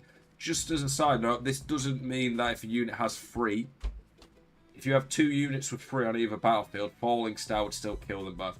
The +2 only becomes into play when you're actually in combat and you're defending. So that is worth noting. However, it's still an incredible legend and one of the very best in the game. It's been good in set 1, good in set 2, and then set 3 with the addition of a few new cards. This Yi's gone to another level. Now, this is far from an incredible chosen champ, but any 4 cost for my chosen champ in the chosen champ zone is fairly solid. It's just generally and always going to be a fairly okay level of turn 2 play. It's not the level of like Draven Vanquisher that we saw, but this Yi is fairly good. And if you can get deflected and ganking on him, he can become pretty useful. For the battlefields, there's been a few variations of this. I used to run Star Spring on my go first, and Star Spring, if you got the first mate combo, is very, very powerful. However, it wasn't always that consistent. I found Arena's Greatest just tended to work better. So Seat of Power. Seat of Power is my game 1. Obviously, you don't know if you go first or second generally. If you go first in this, there's a pretty decent chance you could get 2, and then you get the extra draw, which is really nice. If you go second, you can potentially take 1 battlefield, and then with you go second, you could potentially take the other battlefield with Rengar if you've got him in your hand. So that's a very powerful combo 65. there. This deck isn't the best for draw, but it's not bad at all. It's solid. You've got Discipline, you've got Skullcrab and Lonely Poro, but Seat of Power can really help with that. My go first games, Arena's Greatest is really nice. A big thing that a lot of people don't really think about when it comes to Riftbound is like points cadence. You ideally want to score 2 a turn. When you on your first turn, you can play a 2-drop, and then your second turn you might be able to score with that 2-drop. If you have Arena's Greatest, you go to 2, and then you play another unit to base. And the hope is that you get to 3 with the hold, and then 4 with a Conquer next turn, and you can just keep getting 2 a turn.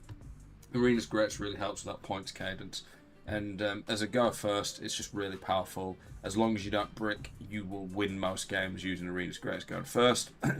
Emperor Die, really, really good battlefield. Paying 1 to get a Sand Soldier token that effectively will have 4 might when defending is very powerful in itself. You quite often as well, like if you have a Scuttle Crab or a Pit Rookie or a First Mate, it's quite nice to be able to send them back to hand. And just having another unit in your hand just means you've got another card that your opponent has to think about is really powerful. So this is just a very solid battlefield. And it benefits you more than most people, I would say. The rune differentiation, I never really ever have games where I'm just like, oh, I'm missing out on runes. I used to play 6 body, 6 card. When I did that, I occasionally would run out of body. But yeah, this works really well for me. So the units, we've got 9 2-drops. It is not often at all you will brick playing 9 2-drops. So my skirmish yesterday, I don't think I bricked once. Did I? No, I don't think I bricked once. A little quick rundown of my skirmish. My first round was against a good friend I've got there playing Annie. I lost 2-1 actually in the first round of the skirmish. I got a bit unlucky. Got Switcheroo as one of Switcheroo twice. He got it game 2 and 3, and that was a massive blowout for me. Round 2, I played an Ezreal. Pretty good matchup for Yi. You generally can just get over and survive long enough over Ezreal's grindy gameplay. So I went to 1-1 with that. I played a Yi mirror match in round 3. The guy played, nice guy, and seemed like he had an idea of what he was doing, but I think he was fairly new to Riftbound, so he didn't really play the mirror match too well. And in the mirror match, Rengars are really big, and I got quite a few Rengars. And then it was a 10-man skirmish, so round 4, I knew with my opponent, if we ID, basically took a draw, that we'd guarantee top 4. In the semi-finals, I played a Diana player, and very good series. It was 8-7 in all 3 games. I just about managed to edge it. I did a really nice line. This is a play that a lot of people don't realise you can do on Yi, but I charmed one of his units to an empty battlefield, and when I did that, I played a Rengar from hand on reaction to the charm. You can charm from a battle, and if you've got a unit at a battlefield, you could charm a unit from the other battlefield to your battlefield and play Rengar in reaction on the chain to the battlefield that they're leaving, so you can get a conquer like that without worrying Rengar dying. Or, like I say, you could charm a unit on an enemy unit to the opposite. So I'm losing train of thought. You could charm an enemy unit to an empty battlefield and play Rengar in reaction, and Rengar gets the surprise defender, and that line probably won me the match. If I hadn't have done that line, I don't think I'd have won that game. So that was a pretty crazy play that we did. And then the final, I played the person I played in the first round that I lost to on Annie, but obviously in the semi-final, I had to go second twice. Managed to win 2-1 in the final. Ended up for game 3 in quite comfortable game 3, but game 2 was pretty touch and go. It was pretty tight, so yeah, really nice to win another skirmish. And every card for the most part, bar a couple, did its job. Lonely Poro, it's pretty obvious why it's there. It's just a nice solid 4-might unit when defending in the draw. Pit Rookie, getting to buff a friendly unit, really nice. It's always going to be powerful. That buff can occasionally just give you enough to get over Might Toes. Scuttle Crab, I've seen people talking saying that this card's actually overrated. I disagree. I think the draw one itself is amazing. I think getting to reveal your opponent's card is very, very powerful. I think better players use hand knowledge really well. Fiora Peerless, this is a card that is amazing in the mirror match, but in a lot of matches not that good. And I put it in there because I thought I'd see a few Yi, and it's also quite good in Aurora. Like if you play an Elder Dragon, you only need like 1 or 2 pumps and you can instantly get above the Elder Dragon to be able to kill it. Unfortunately, when I played the Yi mirror match, I didn't see this card, so I pretty much never had any use for that card. But it is a very good card to 3 take or in more for certain excess matchups. damage. First mate's really nice in there just as a quick mobility thing, and it's also just if you go in second, it's another turn 1 play. Rengar, this is one of the things that's really ramped this deck up. This Rengar card is absolutely incredible. It's very hard for people to play against. And yeah, for me, this Rengar card might be up there for the best card in Riftbound right now. Ruin Runner might have been the MVP. In the semi-final and the semi-final against Diana, Ruin Runner won me games 2 and 3. It's just a crazy card. And then the final against the Annie player, Ruin Runner probably won me that as well. You do have to be careful that you don't go too slow with this card because it's 6 energy to play it. And the other thing is that I've seen Yis do, they just plonk it on a battlefield and they have no pump to defend it. You cannot do that. Like, this card is not super strong without pump, but when they can't target or do anything, if you can use pump, and if you've got pump in your hand alongside with, this card is absolutely crazy. Zhonya's very powerful. The really nice thing about Zhonya's is that you're able to basically use it to go in for free exchange. Sometimes you might know you're going to trade, but you can trade with a Zhonya's and then the unit doesn't die, and then if you've got a first mate in hand, you can just go back in and kill it. Zhonya's can make for some really nice lines and plays. Very, very powerful card. Charm, so moving an enemy unit, very powerful in itself. Like I said, the lines you can do with this is very, very good. And yeah, I find this to be a very, very powerful thing that can just win games. You can even literally sometimes just at the end, if you need to win, just charm them to the base and then just go into an empty battlefield. Defy, one of the simplest but best cards in the game. There's a lot of big cards in Riftbound that Defy can stop basically and make a big difference. On guard, very simple pump. I would love to have 3 of these in the deck. For 1 might, being able of 1 energy, being able to get a +2 might is very good. Punch First. The games when you see Punch First and the games when you don't see Punch First feel very different. punch first as a 5 might swing. If you were defending alone and you get +2 and then +5, you probably win every fight. Sabotage, amazing card again. I think Alan ZQ say he thinks this card's overrated. I don't really get it. Like, maybe Alan's just that good that he kind of already knows the opponent's hand just by being that smart about the game. But being able to know your opponent's hand is huge, and then being able to get rid of a major card. Certain decks, this is more important than others. Like the Dida matchup that I won, I used Sabotage to get rid of a Moonfall. That was huge. And just hand knowledge and getting rid of powerful cards makes a massive difference. Challenge, I think I used this once this weekend, but challenge, really nice. If you assign 3 or more excess damage. Riftbound, Vi.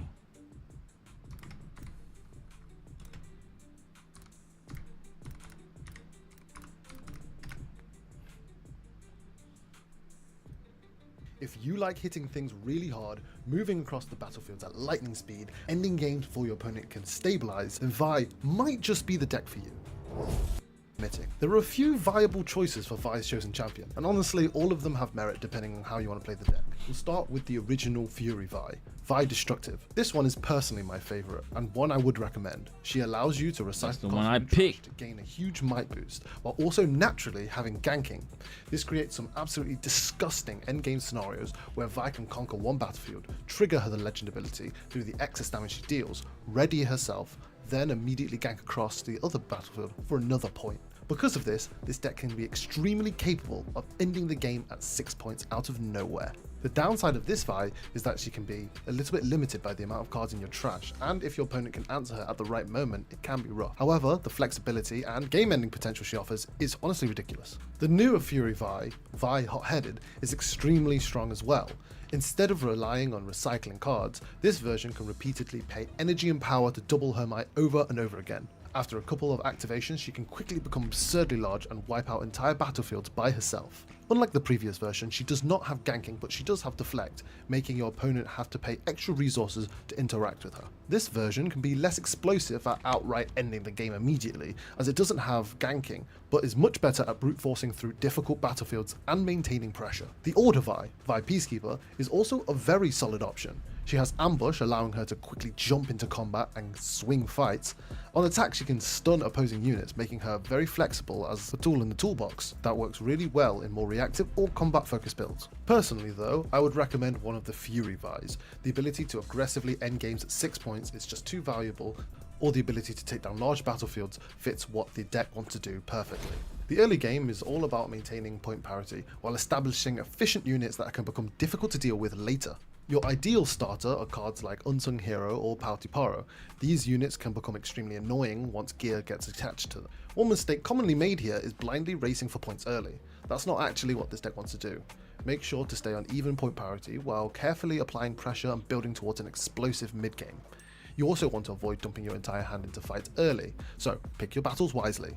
This deck can burn out surprisingly fast if you aren't careful. As aggressive as Vi may look, resource management is very important. If units are sitting exposed on battlefields, they should generally be units you're happy to lose. Cards like Unsung Hero and Pautiparo are perfect for this reason, because they either refund you for value or are annoying to remove. Gear is a really important part of this deck's aggression. When a unit dies, the gear simply falls off and can be re-equipped later. In this deck, we aim to use disposable bodies to carry powerful equipment, and then later move those equipments onto more useful units.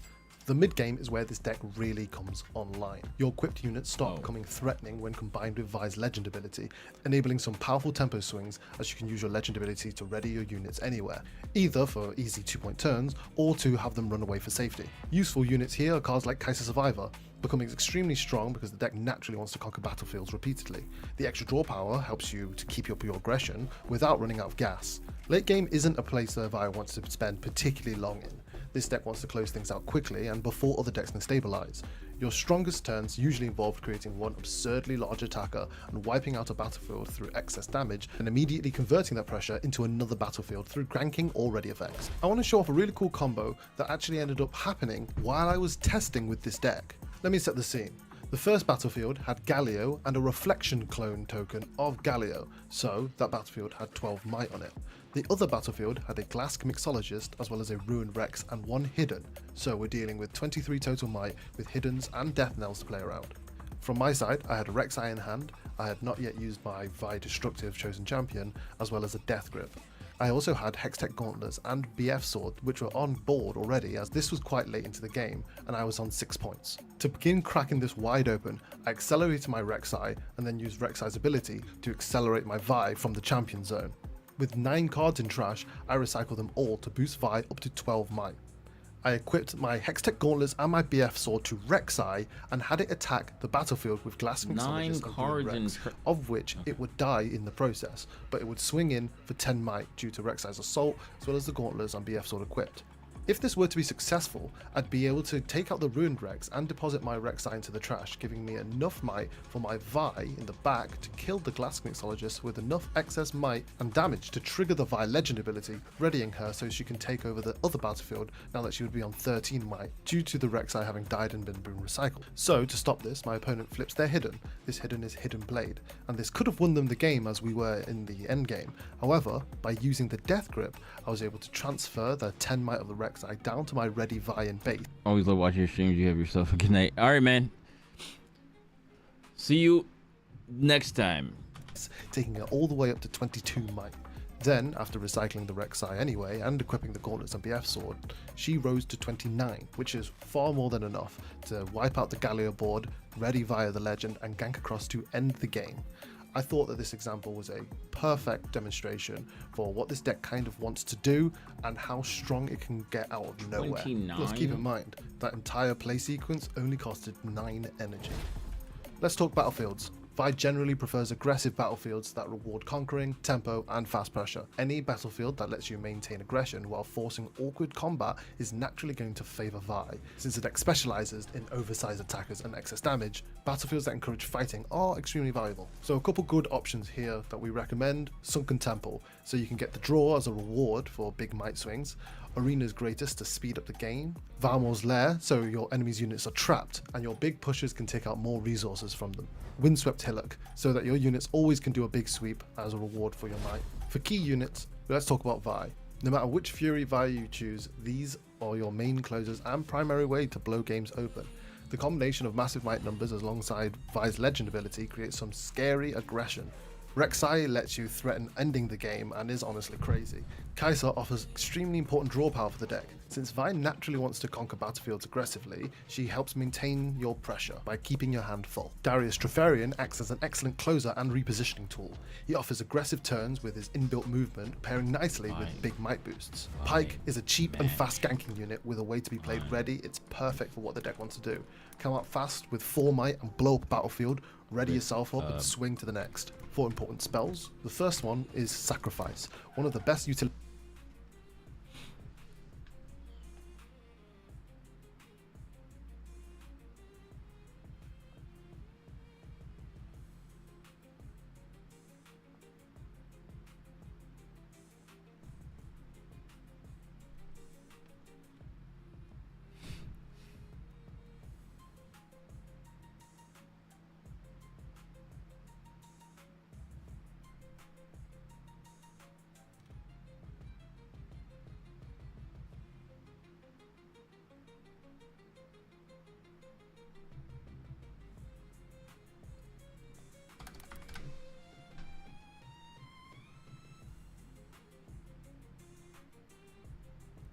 So there is a new way to be able to play Riftbound online. That's right, guys. It's Rift Atlas, and we're going to be giving you the full details, what it looks like, how it plays, the hotkeys, and things that you need to know to be able to utilize it, because it looks a lot like TCG Arena, but maybe in some ways it could be better. What is it? Well, let's go ahead and dive right in.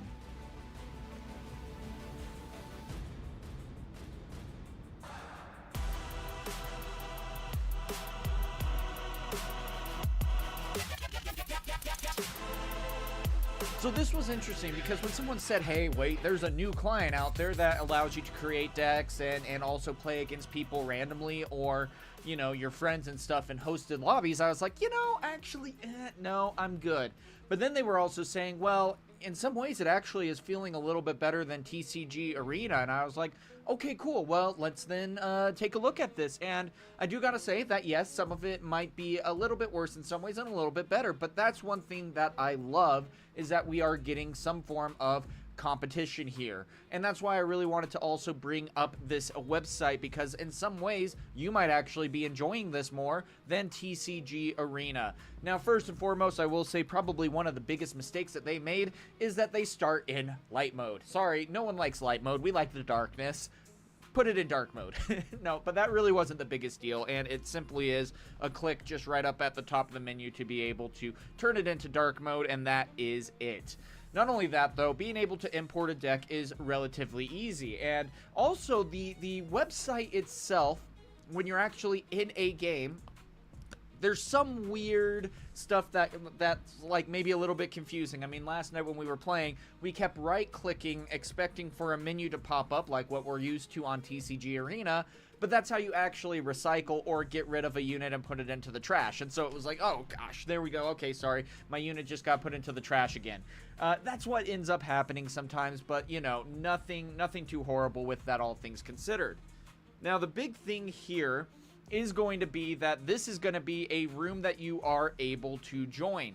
Now, if you do want to go and join, there is always going to be an invite code that you are going to be able to use, which is really helpful. And so very easy for you to be able to just tap the code and copy it, send it over to your friend, have him join a lobby. Not only that, when he's the host, you can pick best of 3, best of 1, whatever it might be.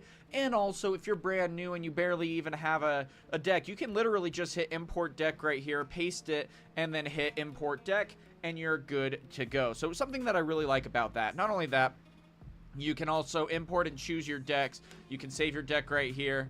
And just call it good. So I haven't actually saved this deck yet. I'll hit save deck. Now it's under my chosen decks, and I will always be able to select that. So really cool to be able to have that kind of versatility. If there's a brand new deck, it doesn't matter if I'm already in the lobby or not. Cool, I can hit new deck or import deck and be able to take care of that relatively easy. Not only that, it's also already good to go with the Unleashed set as well, and they have matchmaking lobbies where you can pick either set 2 or set 3, whichever you want. Now, either player, once both are ready, you do have to click ready. If you don't, then of course you're not going to be able to start the match. But anyone can start the match at that point. And then one thing that I do really like about this too is you can then go and select whatever battlefield. Well, I'm a Kai'Sa player, so we're going to go and start with Void Gate. And my computer is down 2 flights of stairs. I'll be right back. Now, of course, I can pick now to go first after winning that die roll. And this was one of the confusing parts about this, because it was like, well, do we click the cards that we want to keep, or do we click the cards that we want to mulligan? And in this case, you click the cards that you want to mulligan. So if you want to get rid of the Forerunner, then you go ahead and click on it and it will get removed. Even though this is a hand that I would necessarily keep, just for sake of, we are going to take a Ferris Forerunner out and mulligan.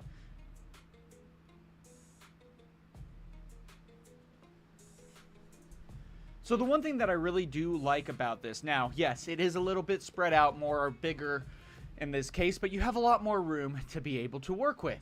So in this case, of course, I have my 2 runes right here. Now, I don't want this to be something that looks overwhelming for you guys. There really isn't a whole lot here necessarily. This is something that I really like. There's a lot of cool stuff that you are able to utilize relatively easily. Down here, of course, if you do need a float energy or whatever, you of course can click how much you're actually floating. If you need a tap, you just go ahead and click on the runes. If you need to recycle them, then you just right click on them and it puts them away. Now, if you need to channel one, same thing. You just click on it, it automatically channels one and calls it good. Everything is reported up here, which is really nice. And then down here, which is also really nice, you can type out your messages and call that good.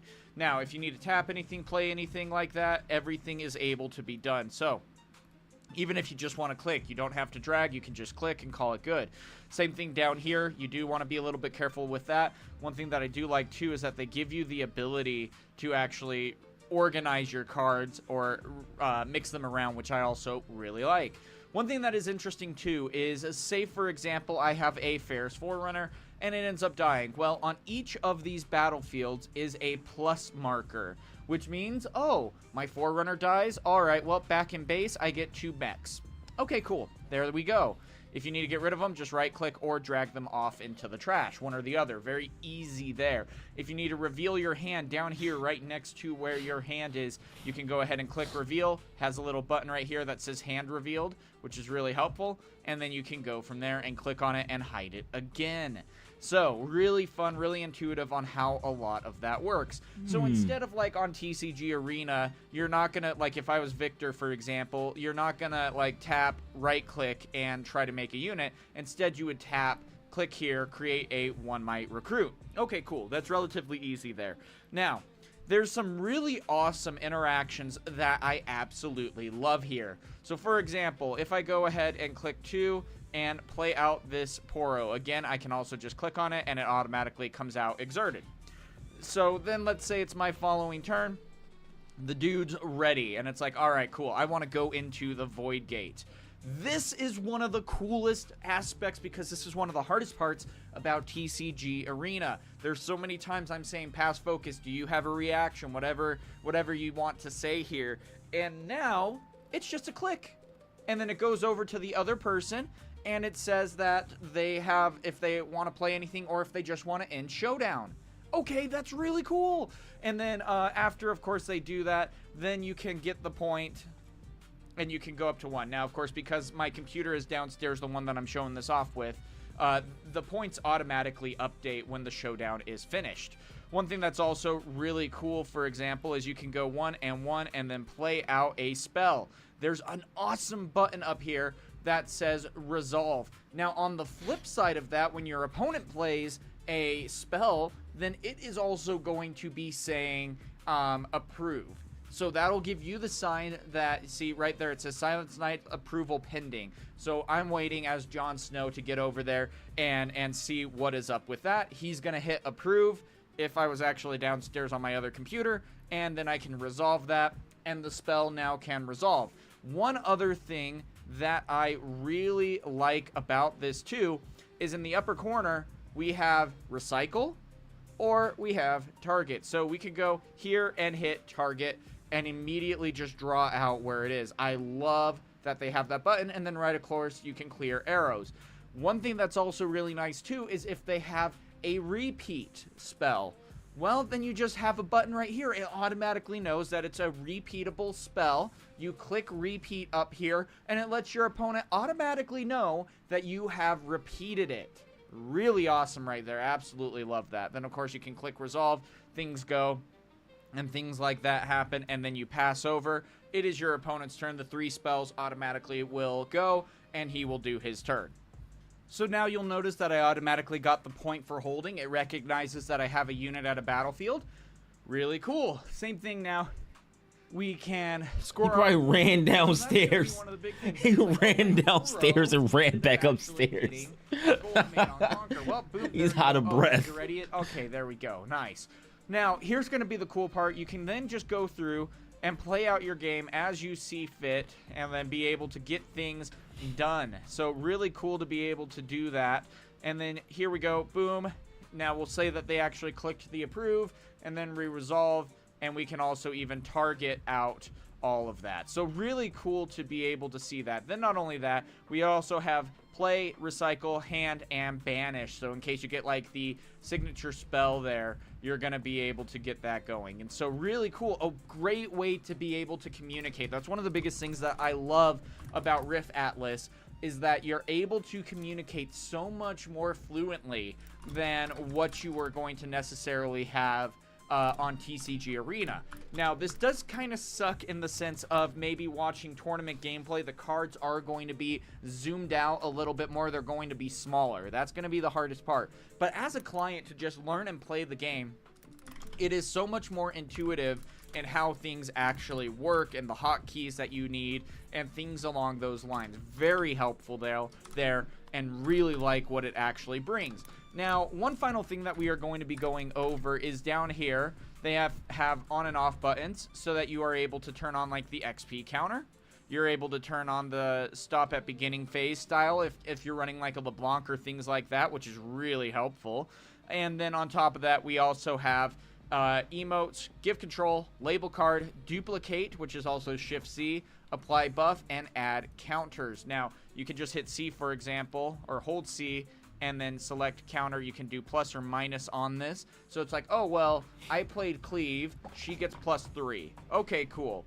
Now we can do that. Or, hey, by the way, now she got smoke screened. Okay, cool. Well, that is -4. So there we go. And then, of course, just to remove it. Did they change? Did they change that?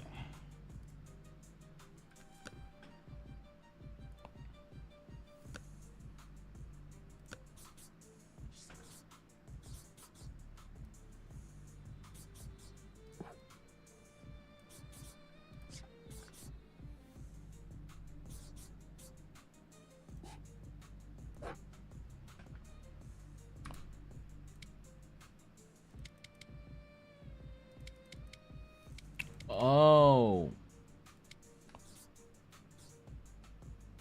Oh.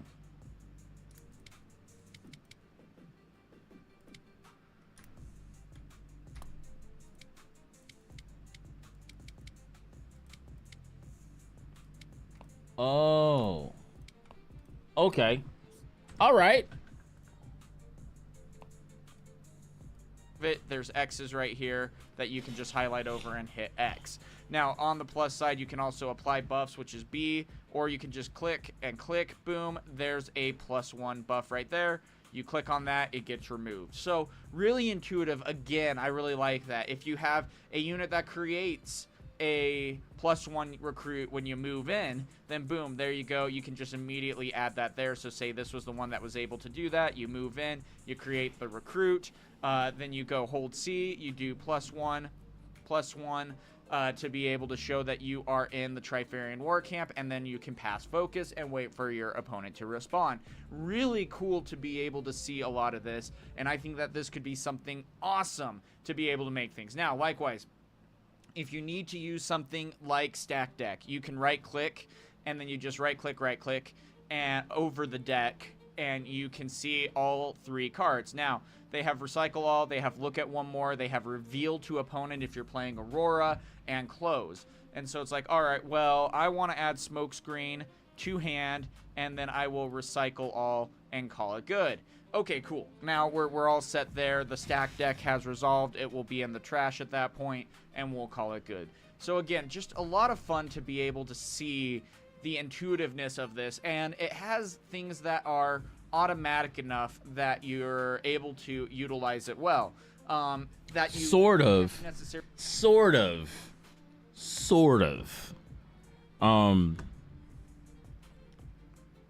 I mean, it's definitely good to have like a lot of auto things on there, but it's still for the most part like very, very manual. It's not like a digital card game, and I'm not saying that's a bad thing. It just is what it is. Like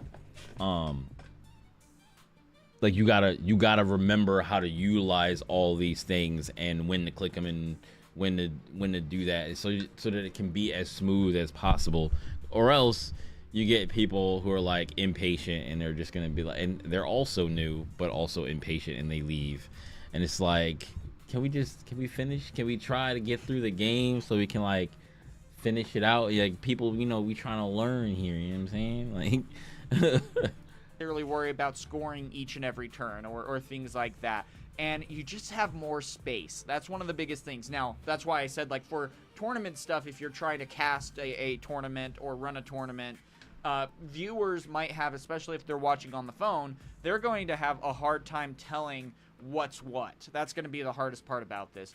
But at the same time, it's really cool because you have so much more space. If you make a lot of tokens, you have a lot bigger of a play space to be able to see those tokens. So yeah, let's just spam it. Boom, there's all those tokens. And then if we have like these already, kind of thing. Awesome. That's how that looks, and you have so much more room there, which is really awesome to be able to see. It also says how many units you have here currently, or how much gear and units. Let's see if we get rid of That's the what that gear. says? Yep, that does count as one of the counts there, which is also really awesome to see. Up here, it also says 2 and things like that. There's also a rewind, so if you do need to rewind, you are able to just hit the rewind button and boom, suddenly your board state is back to normal. And if you need to go to next game, you can click next game, say that Jon Snow won, and then Jon Snow, or whatever. Oh, and I need to wait for him to respond. Dang it. I'm not going downstairs again. Anyway, but you guys get the idea. Said I'm not going You're downstairs going to be able to side deck. It's the same as TCG Arena, where you just pick and select what cards are going where. Very easy, very intuitive, and awesome to be able to see. After that, you can go leave and confirm. Now, that's really all there is to it. Really fun to be able to see what this brings. gosh. And then again, if you want to go and find, for example, and find a log. Yo, Jonathan, pool, thanks for the go likes. ahead Appreciate and it. select your Appreciate it. deck. You can pick best of 1, best of 3. You can pick what name is shown here. And then you can include Rift Unleashed decks or not, either or. And then right there, you can find a random match. Now, the Also, hard part whatever the newest things, like, if you want to include the newest.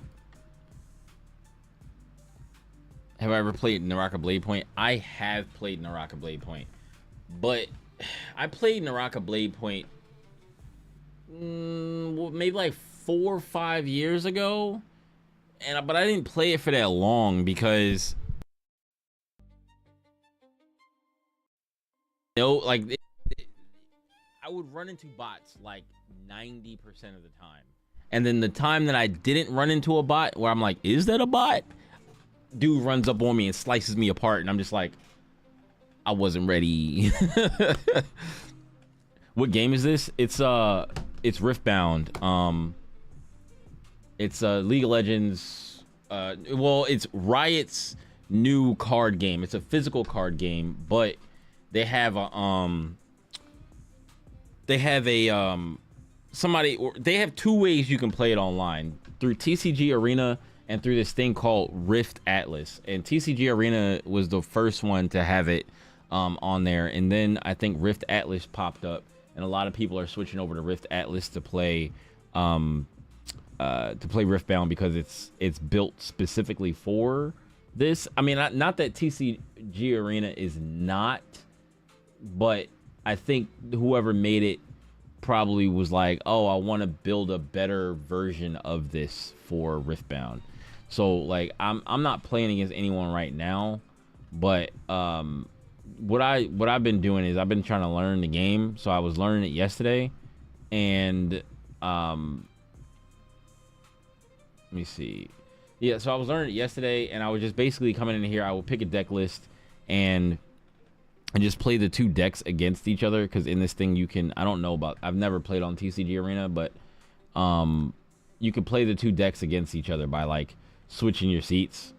So like I can play the turn for this hand, and then I can end turn and then swap seats and then play this turn, just to like play the two decks against each other. And it's like, right now it's the best way for me to, number one, kind of understand how the turns go, and like get used to how the turns are, and then also get used to how to use the UI and how to use everything within the UI, so that when I do play against somebody, it's not as clunky. Because like I played against somebody earlier today, only one person I played against, and they were like, I was like, oh, yo, I'm really new, you know, forgive me if I'm slow. And then like I'm playing and I'm trying to like learn the stuff, and I was like, oh, you know, I messed this up. I was like, oh, can I do this? And he was like, yeah. And I was like, and he was like, I'm new too. And I was like, okay, cool. So then we got a little further into his turn, and then I was like, oh wait, I couldn't do that. I read the card again. I messed up. So he was like, oh, okay, yeah, you're right. And then we went back. We rewinded the turn, and then I think he messed something up. And I was like, all right, it's all right, it's cool. So let's just go back. We'll get it. We'll get it. So I was trying to be patient, and then like maybe like half the turn later, I guess he messed up again, and he just closed the tab. He just left. And I was like, I just wanted to get through a game. And that's what I didn't want to have to deal with, is trying to play against someone with this, and then like people are just like impatient trying to learn the system.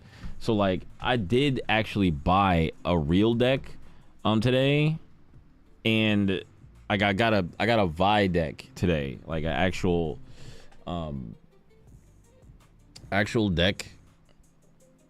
This is the legend card that you play with this deck, and then like you have the champion cards that go with it. Those are part of the deck, but you have to choose one of them to play beside your legend. The champion has to match whatever the legend is, and you play this beside your deck, and you play the rest of the legends or the rest of the champions in the deck. And then you have a separate deck that's basically your energies. So you have 12 energies. They're runes, but they're energies, or mana or whatever.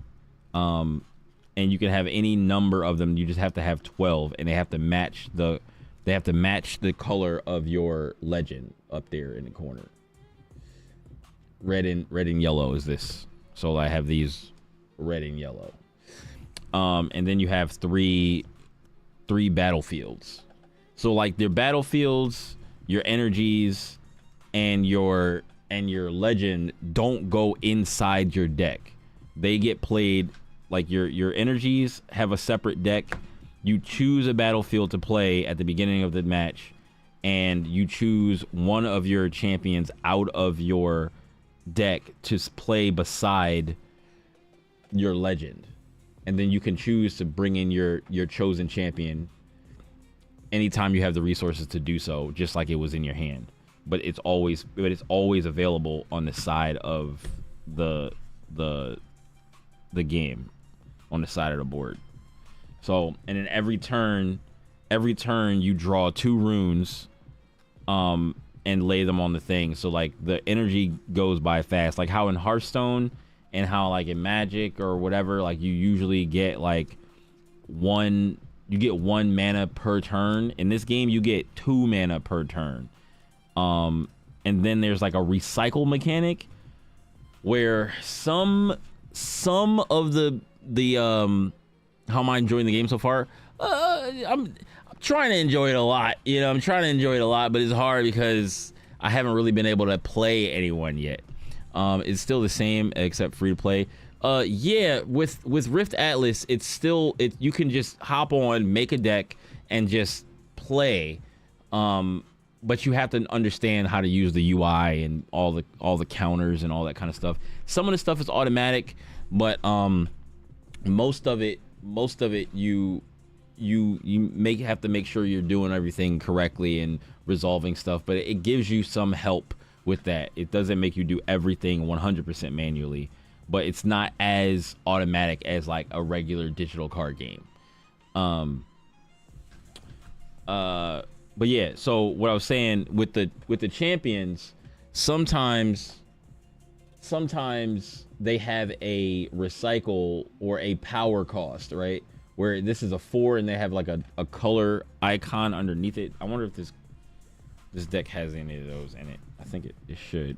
So yeah, so that has like this red thing underneath it. That means I have to recycle 1 rune back to the bottom of my rune deck to make a 1 power or whatever.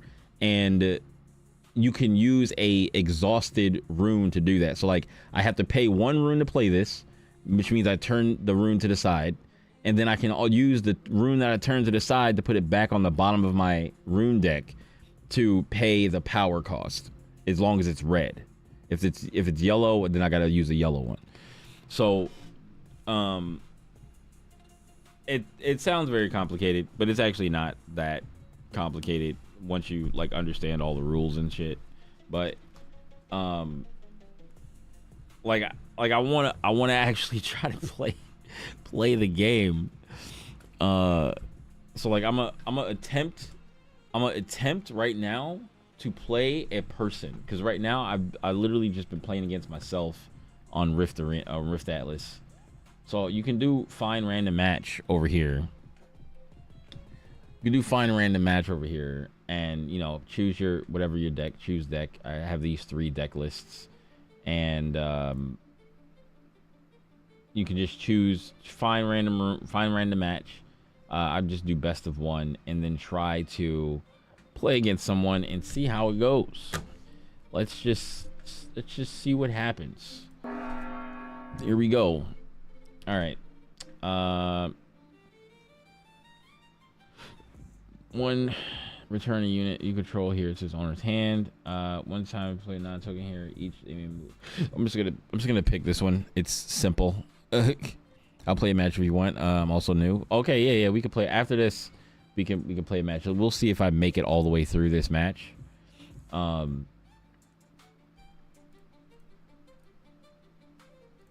We'll see if I make it all the way through this match. Something tells me I'm not going to make it all the way through this match. This person hasn't even picked the battlefield yet. Okay, here we go. I am very new. If slow. This is what I told the other guy. I'm gonna just let him go first. Log in sideboard. I'm not gonna worry about sideboarding stuff.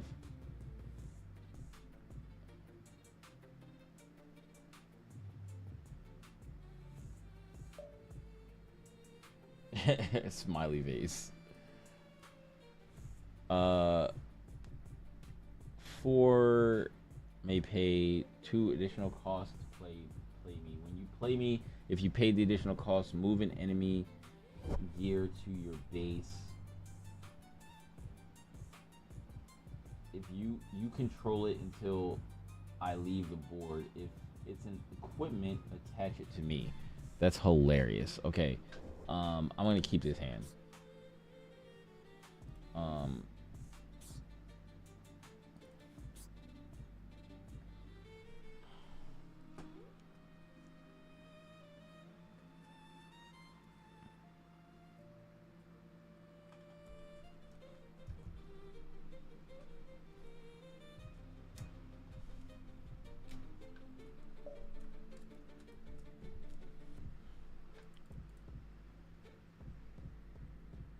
Locked in.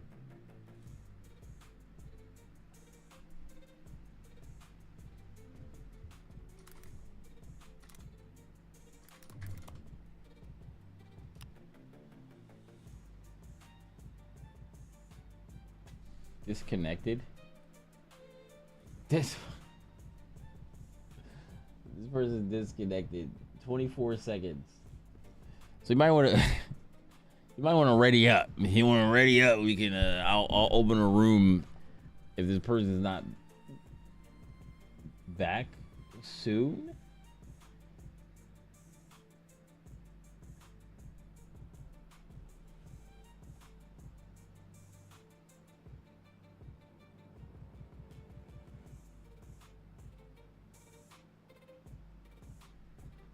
They were supposed to go first. What happened? What happened?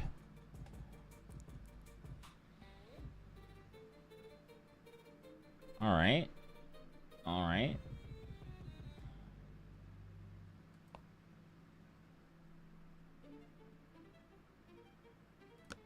Okay, so that's the second game I never made it through. That one I made it even through even less of a game. At least we got through two turns the last time I played somebody. Okay, so let's do. I'm gonna host a room.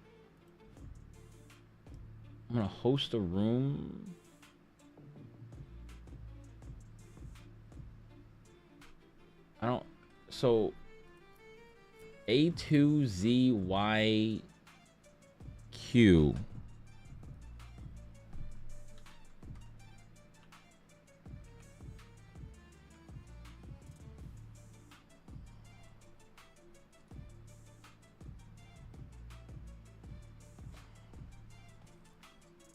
If you want to play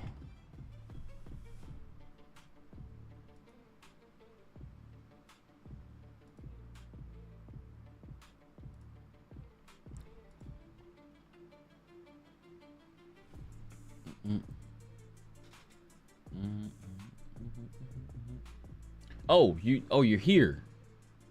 Start match. Have you used this before? Because I literally found out about this yesterday, so you play one match. I've not even made it through a whole match yet.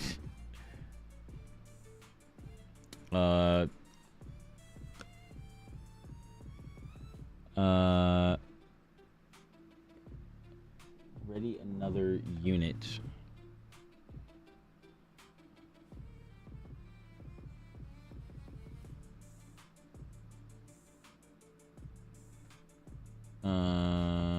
I'll keep this. Honor system, don't look at my hand. You can keep the stream open, just don't look at my hand. Not that it's gonna matter that much because like I half know what I'm doing anyway, but we're just trying to make it through a match. That's all. We're just gonna make it through a match.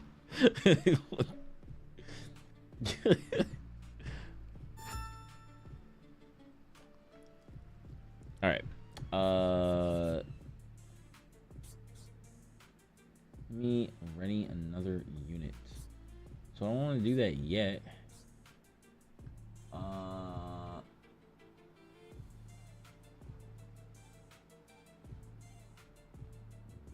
Hide.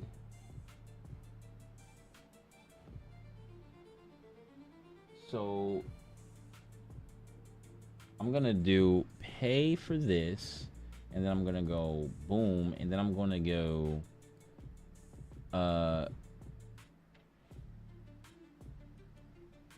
wait. I wanna recycle. Close. I wanna recycle. I guess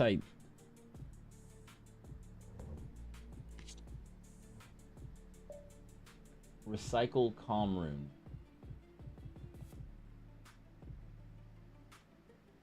Okay, I recycled it, and now I can hide this. Wait, I can wait, what? Damn it, hold on. So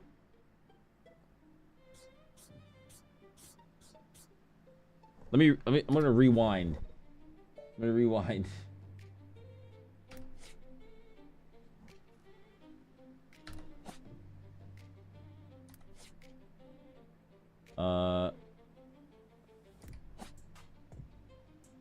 Okay, so my understanding of hidden cards is that you need to control the battlefield to place it. Yeah, that's what I was thinking about that a second ago. I was like, oh wait, I forgot. That doesn't make any sense. I can't just throw that out there. So okay, so I'm gonna do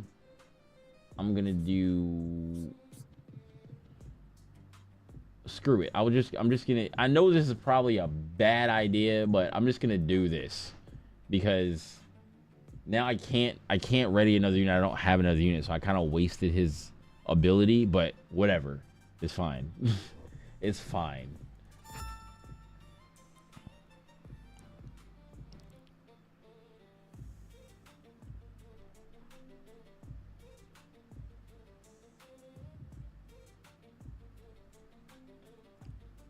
Matriarch of War.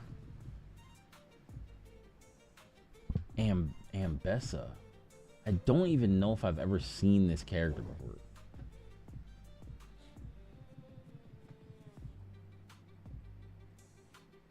Empower. Play 2 1 recruit unit tokens to your base. Oh, pass focus.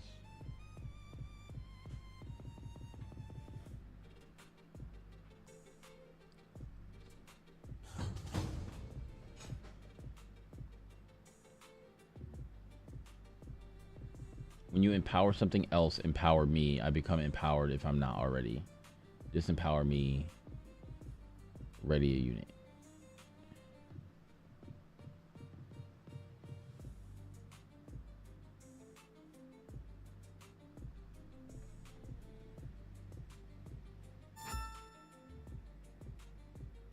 Oh. Oh. I like that little play there. Okay. You can play me buff.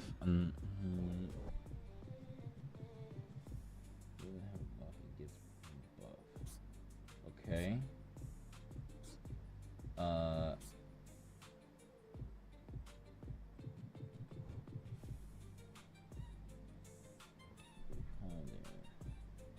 So your unit cost.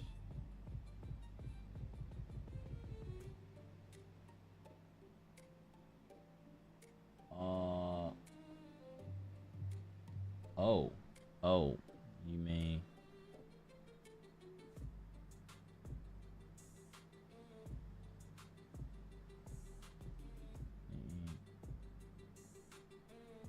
Oh. Okay, so I'm gonna move this here.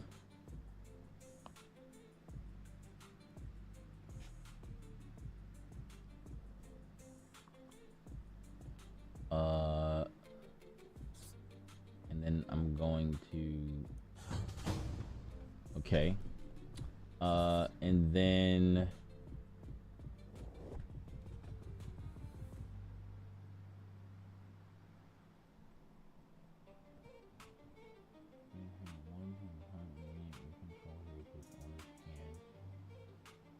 So I'm going to pay 1 to return this. Oh no, not this, not this. This.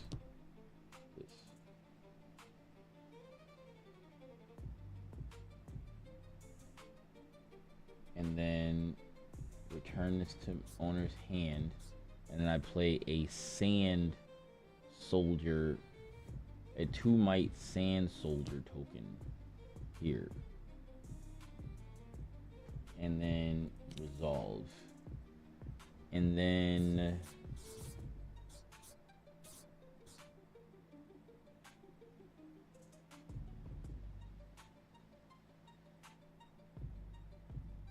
for what reason would I?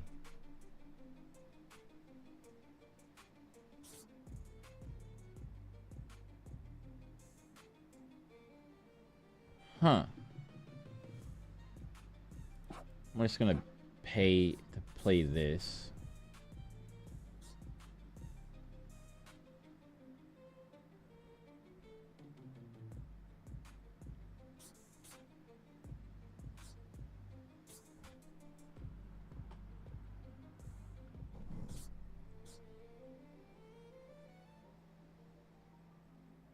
I think I'm good. All right. We're moving along here.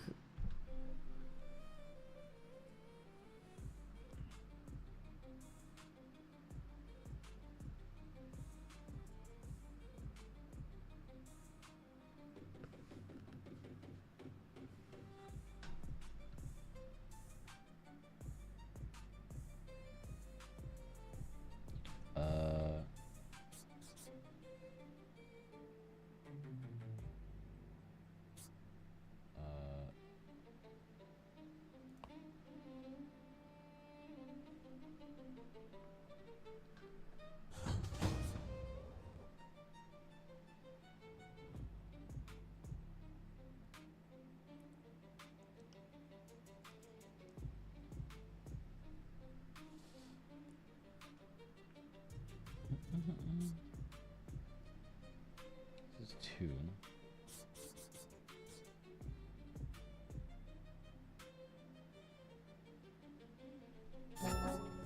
Okay.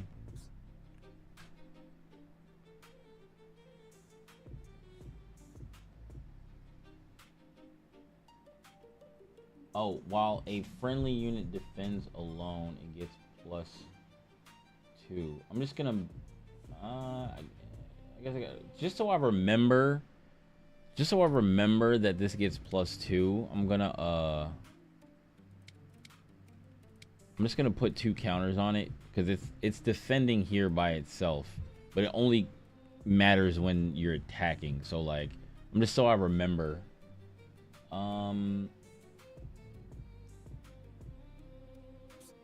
You play me running another unit. Move an enemy unit. So that's 4. That's 2.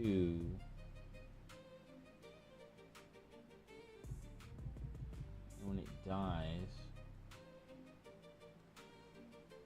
play 2 1 more cute unit tokens to your base. So I'm gonna play this.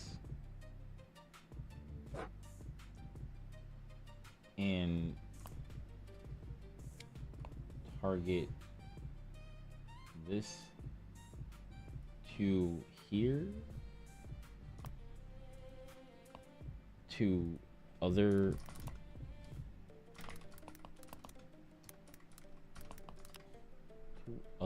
battlefield. So it's attacking me. So I have 4 might.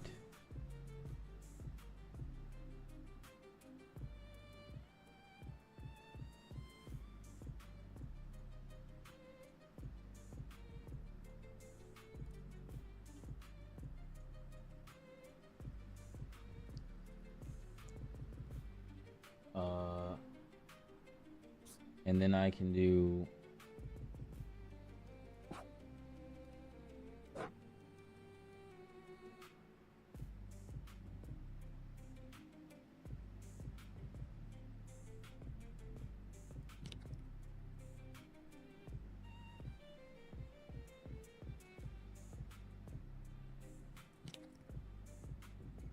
and then so this wins.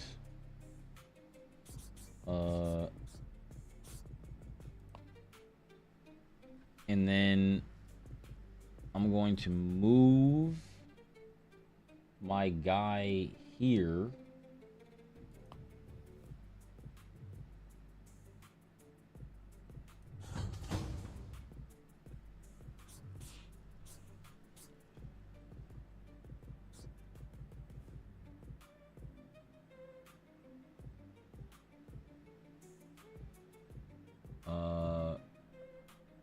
I'm gonna pay this and then buff another friendly unit.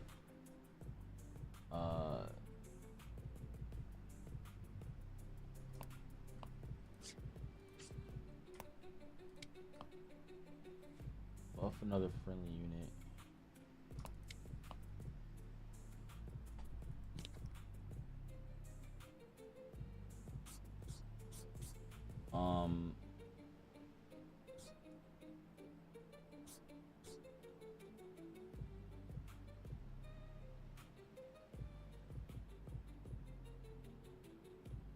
I'm gonna pay this, and then I don't know why I did that. That was dumb, but okay. Hidden.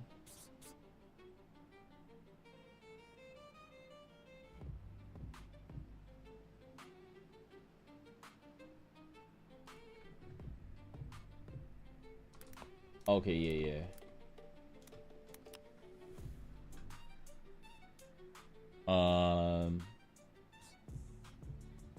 And then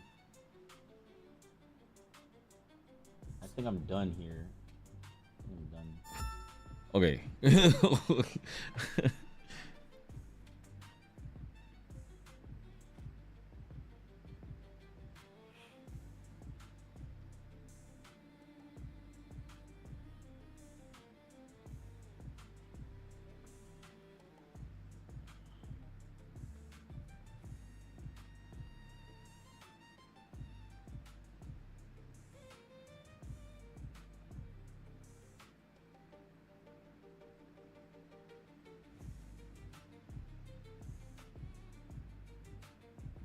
My brain is working. It's working on my brain. Okay, what is this? Give unit +6 this turn.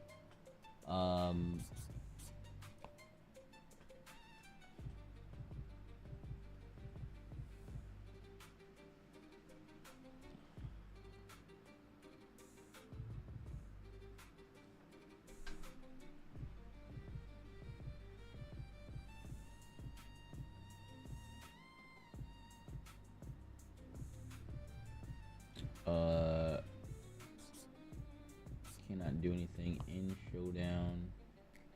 Boom.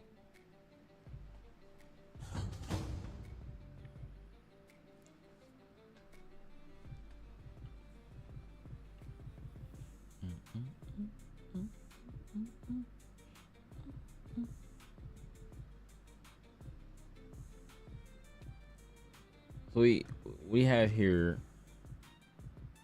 I have 4. They're gonna die, right? Cause when well, they're gonna die. There's nothing here. It's only defending by itself. So I still have 4 from. Yeah, go ahead. I mean, you could, yeah, you can rewind it.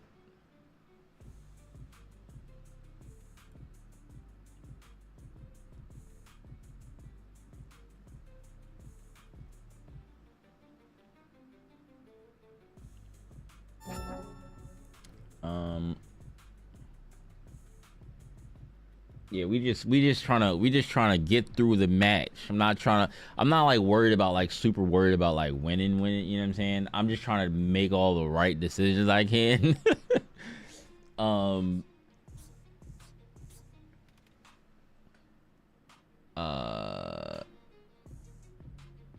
Let's see, what I think I go.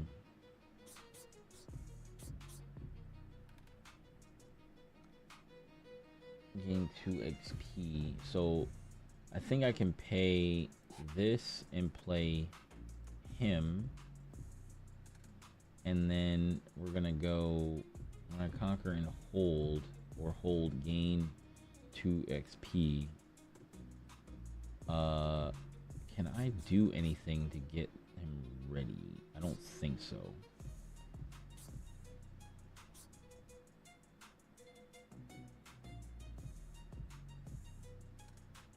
I mean, I could. No, I can wait. I can wait.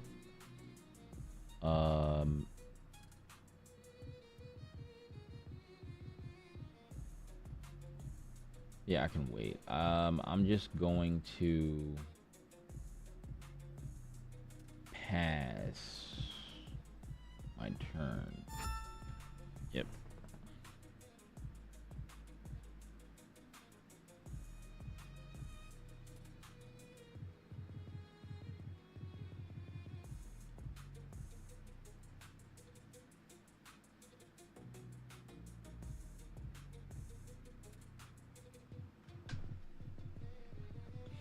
Have 1 might, have +1 might, and deflect 2.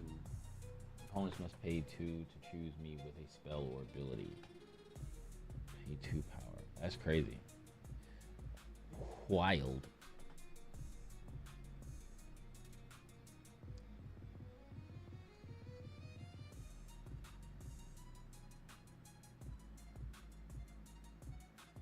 I have +3 might and can't be dealt damage while in combat.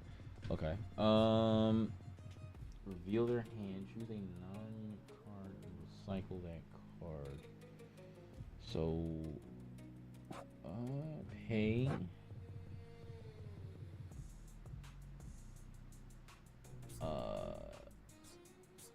Non-unit card.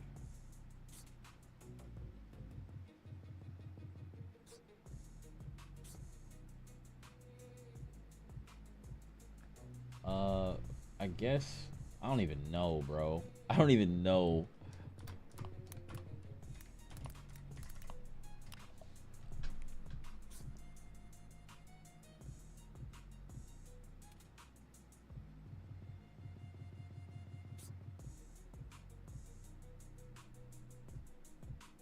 I think that was wrong, but it's fine. I think that was wrong, but it's fine. Like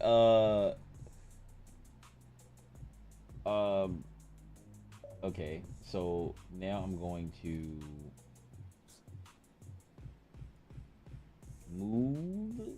I might as well move both.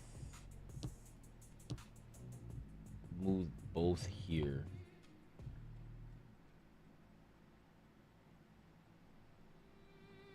Gain plus 2 XP.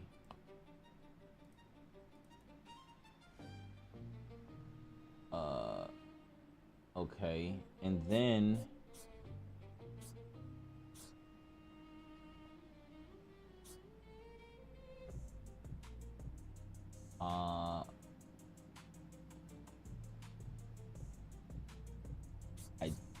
I think that's it. I might as well play this and then in my turn.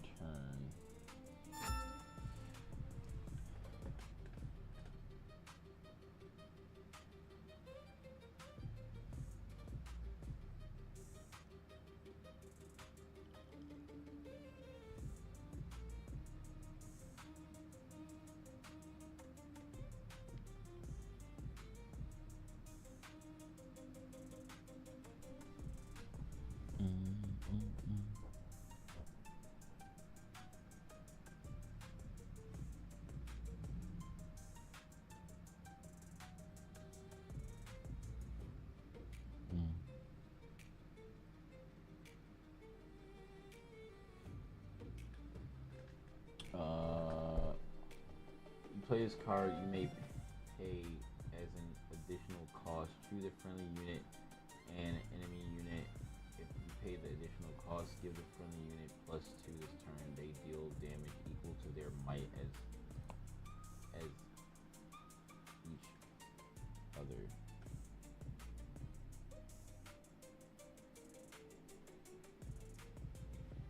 Wait, what?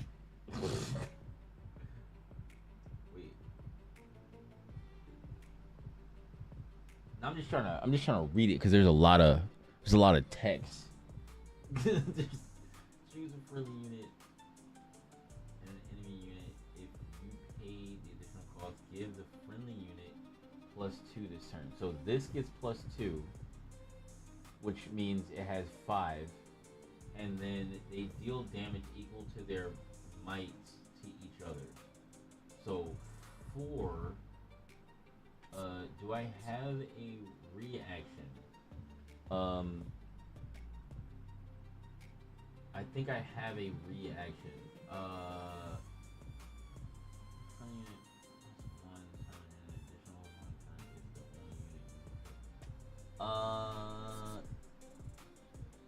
So it has 6. It has 6 total. So you could just put 3 counters, or you put 2 more counters on it. It has 5, right? Or wait, you have empowered, so it's plus 1 and deflect. Shouldn't pay spell ability. Oh, so it has plus 1. It has total of 6. 4.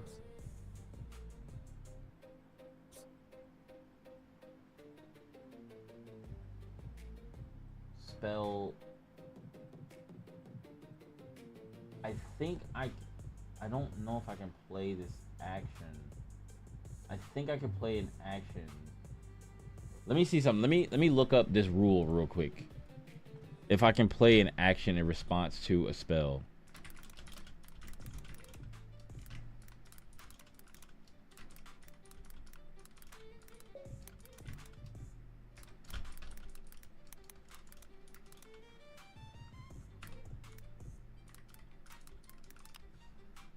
It has no action or reaction. The card, you can't play Rampage in opponent's turn.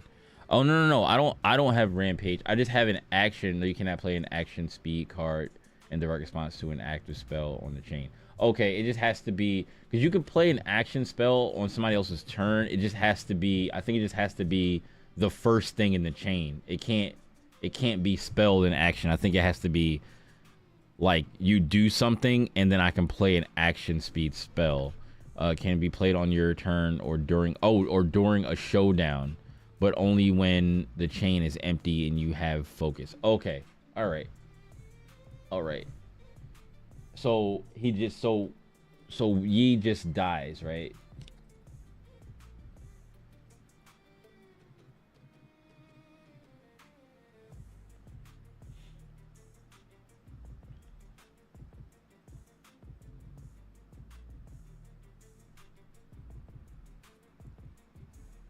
Rampage is not an action.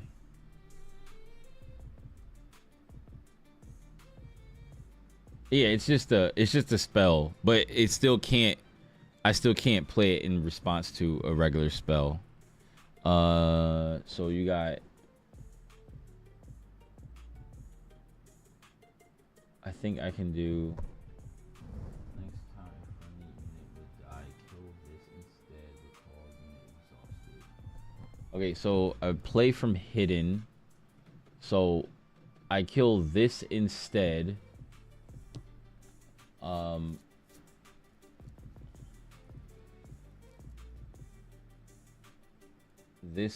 This, and then this comes back exhausted, and then this dies. Resolve.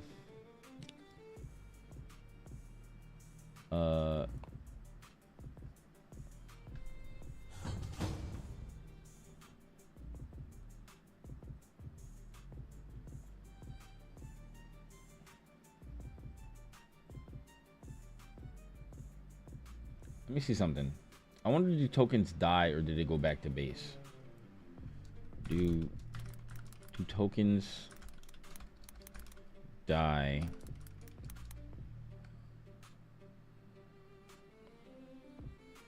You can respond with PF. I don't. No, I can't. It says I can't. Cause a spell, it has to be played during a showdown, or but that wasn't a showdown because you were using Rampage before your creature or your unit was in the what's the name? Like, they weren't directly fighting, they were fighting because of Rampage. So I don't think that counts as a showdown because you didn't put them inside the battlefield. So like, I wouldn't have been able to play it anyway. Even if it was in the battlefield, if you play a spell first, I can't play an action in reaction to. I would have to play a reaction in order to do that. So it can be played on an active chain in direct response to another spell, ability, or trigger. Reaction can be played, but action has to be the first thing in the chain. It can't be, there can be no spells in front of it.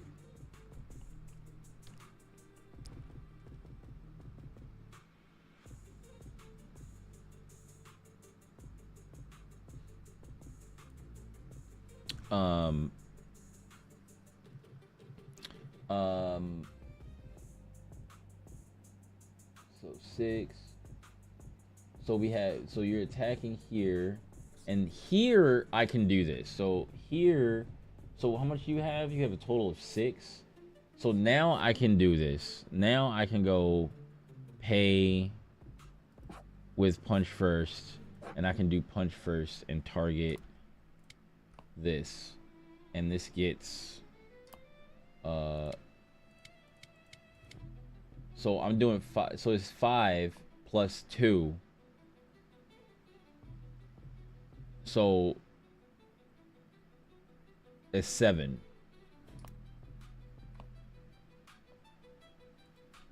5 plus 2.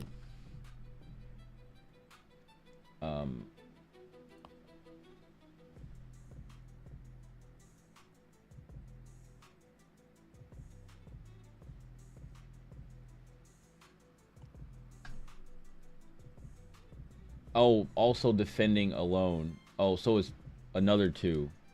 So it's 7 plus 2. So 7 plus 2.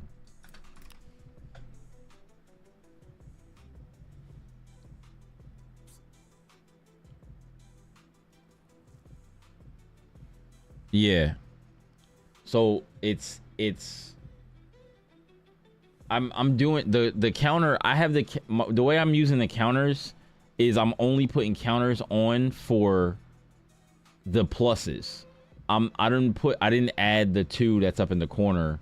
So I'm doing, that's why I did 7 plus 2. So 7 plus 2, the 2 that it has plus the 7.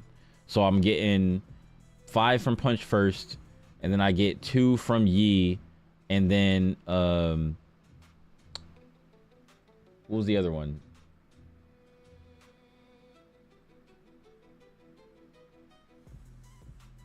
Oh yeah, 5 from Punch first and 2 from Yi.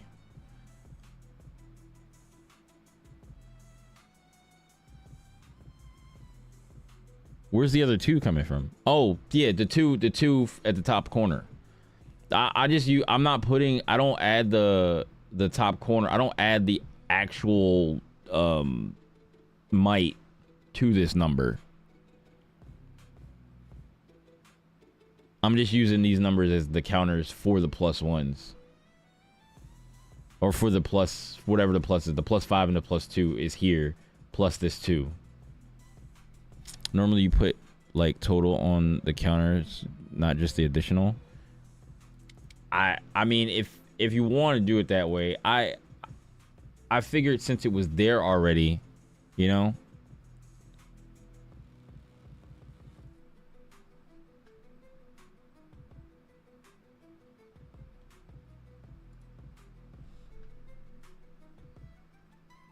What happens here? I block 7 and take 2 damage, right? So no one dies. Do I have to go back? Wait, so wait, you said, oh wait, let me oh,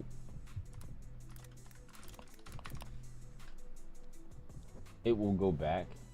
So choose a unit, prevent the next 7 damage that would be dealt to it this turn. So no one dies. I guess it goes back. It will go back.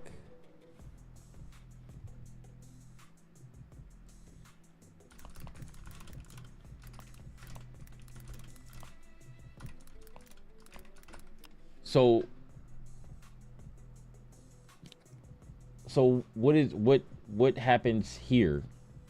Do I just stay here with this unit?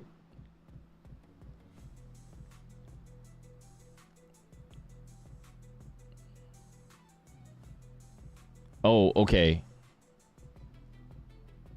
Okay.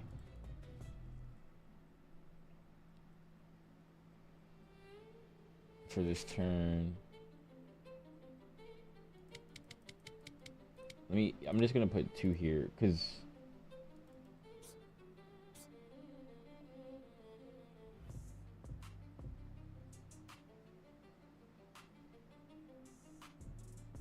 or I'll just match what he's doing and just put 4. I'll just put 4 total. 4 total on hit.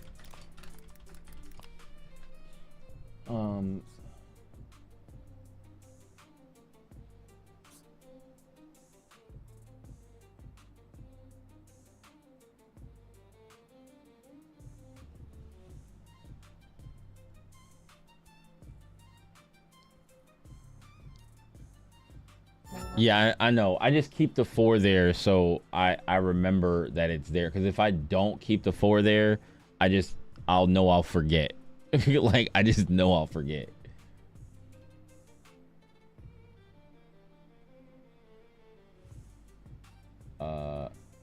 Okay. So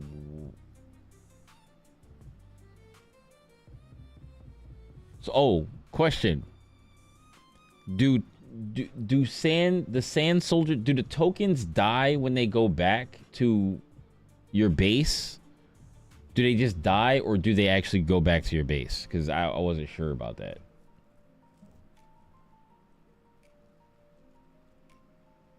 Can't be chosen by enemy spells or abilities. Yeah, you die? Okay.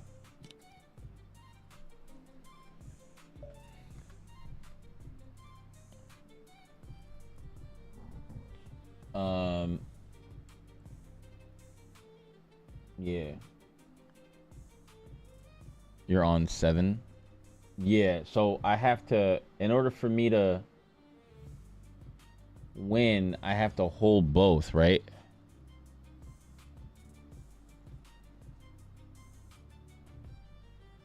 that's gonna be kind of it's gonna be kind of difficult.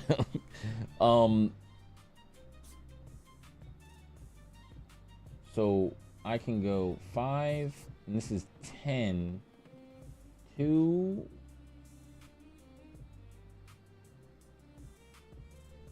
4, 5, 6, 7, 9. So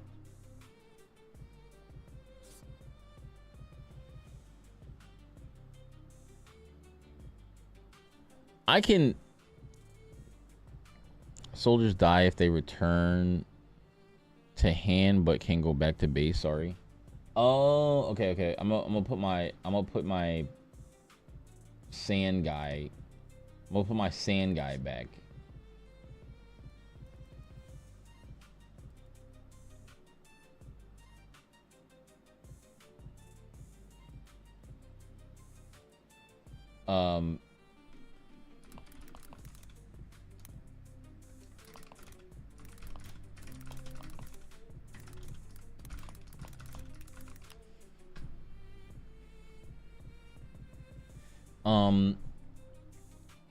So let me see. Unit additional is the only unit you control. So, all right, this is I'm gonna do this. Let's see what happens. Let's see what happens. I'm gonna move this guy. I'm gonna move these guys here. Right? I'm gonna move these guys here, and then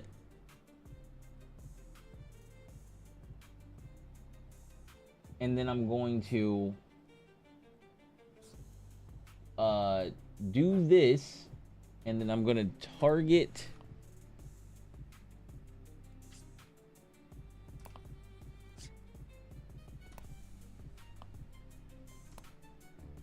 here.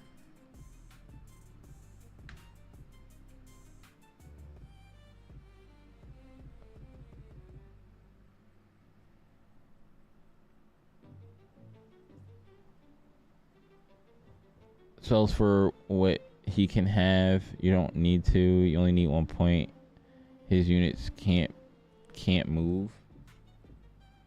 So, but I need to hold.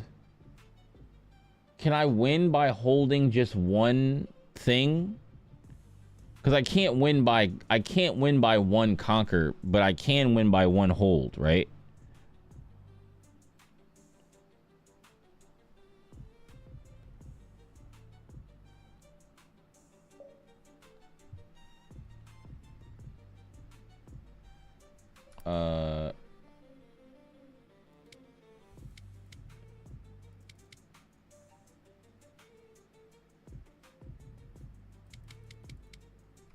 This is gonna be 10. Resolve.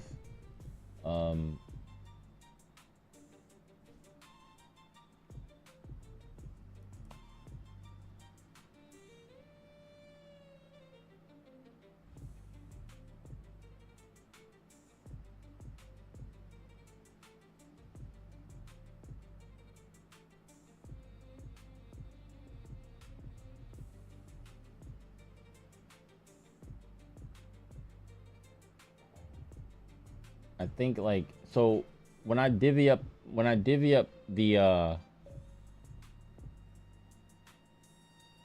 12 to 12, I think so.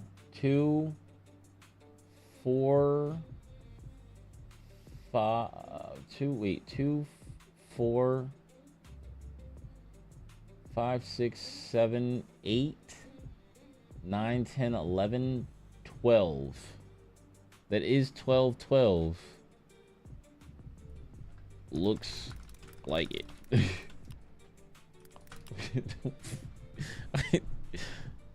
He made the wrong move to move all to 1 at 7 and 1.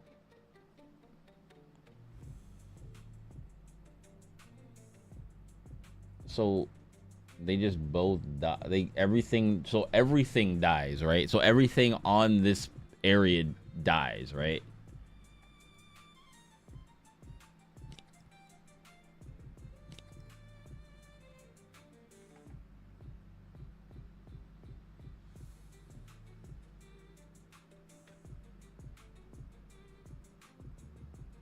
Um,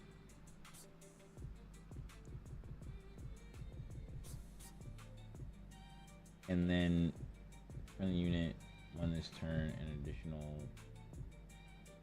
Okay.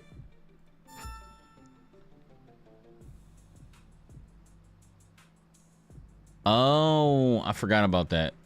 You're right. You're right. You're right. This is why we learn. It's a lot going on. It's a lot going on. It's...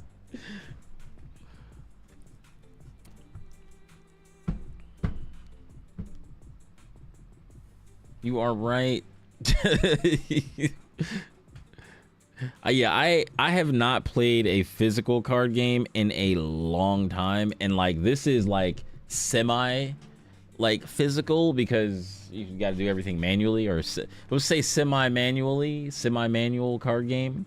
But like having to remember all of the other things I forgot about the card that was on the bottom of the screen.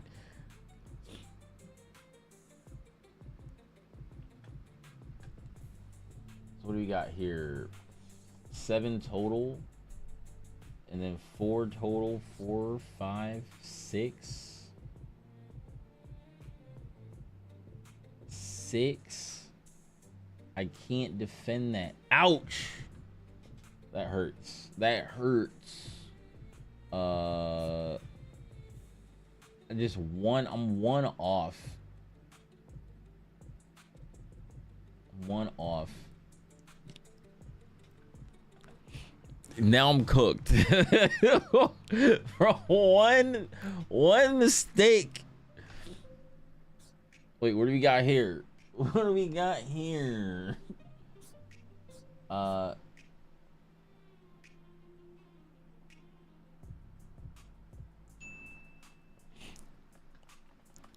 Yo, Knuckle Up. Thanks for the follow on Twitch. Appreciate it. Can you play into the battlefield? Well, there are enemy units if you don't have units there. So total 7, 6, 7. Ooh, I mean, boom.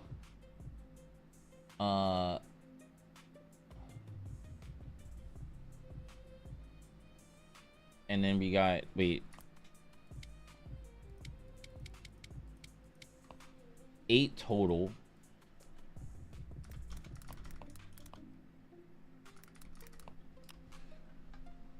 Eight total might.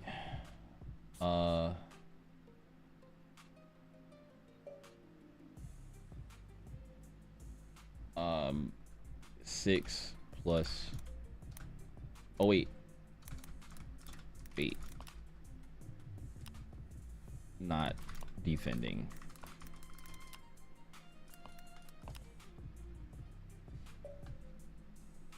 Oh wait, okay, so it's 6.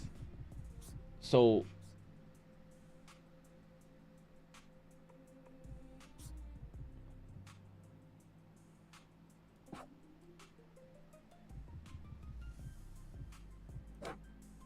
okay, now it's 8. Now it's 8. Now it's 8.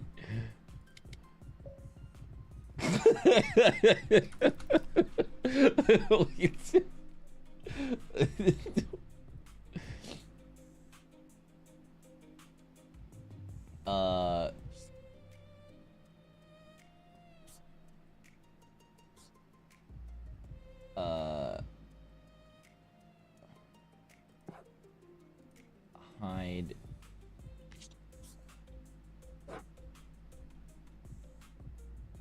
And then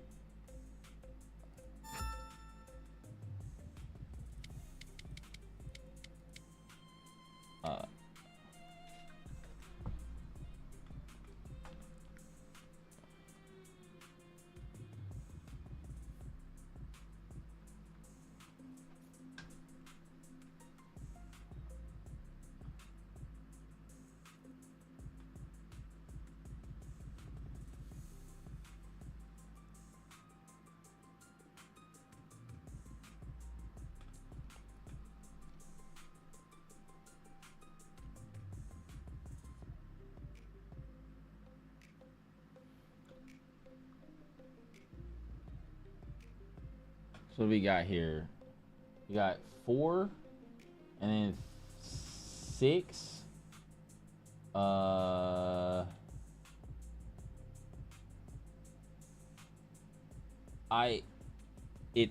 It's 8.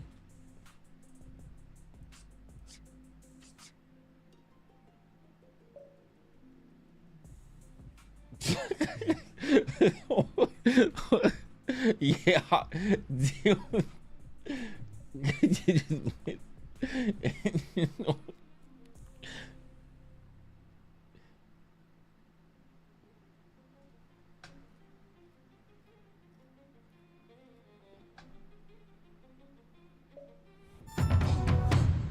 Oh man, GG's. GG. We made it. We made it through a game. We made it through a game.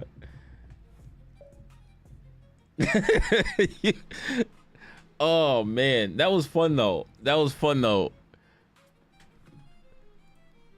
Yo, what's up, Nico? That was fun though. Oh, no problem, no problem. Thanks for playing with me.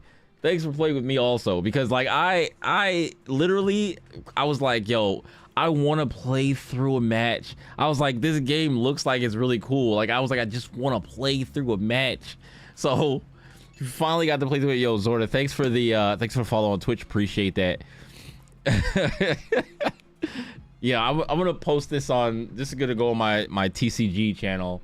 I'm gonna post it on there. There's not a lot of stuff on that channel, but like I just started like posting stuff on there. It's only had 17 subscribers, but same trusted service. You no, my channel. Go to the dismiss. So yeah, this is my my TCG channel on YouTube. I started it a while ago, and I'm streaming on it right now. I forgot that I'm streaming on it right now. But my main channel is IonFGC,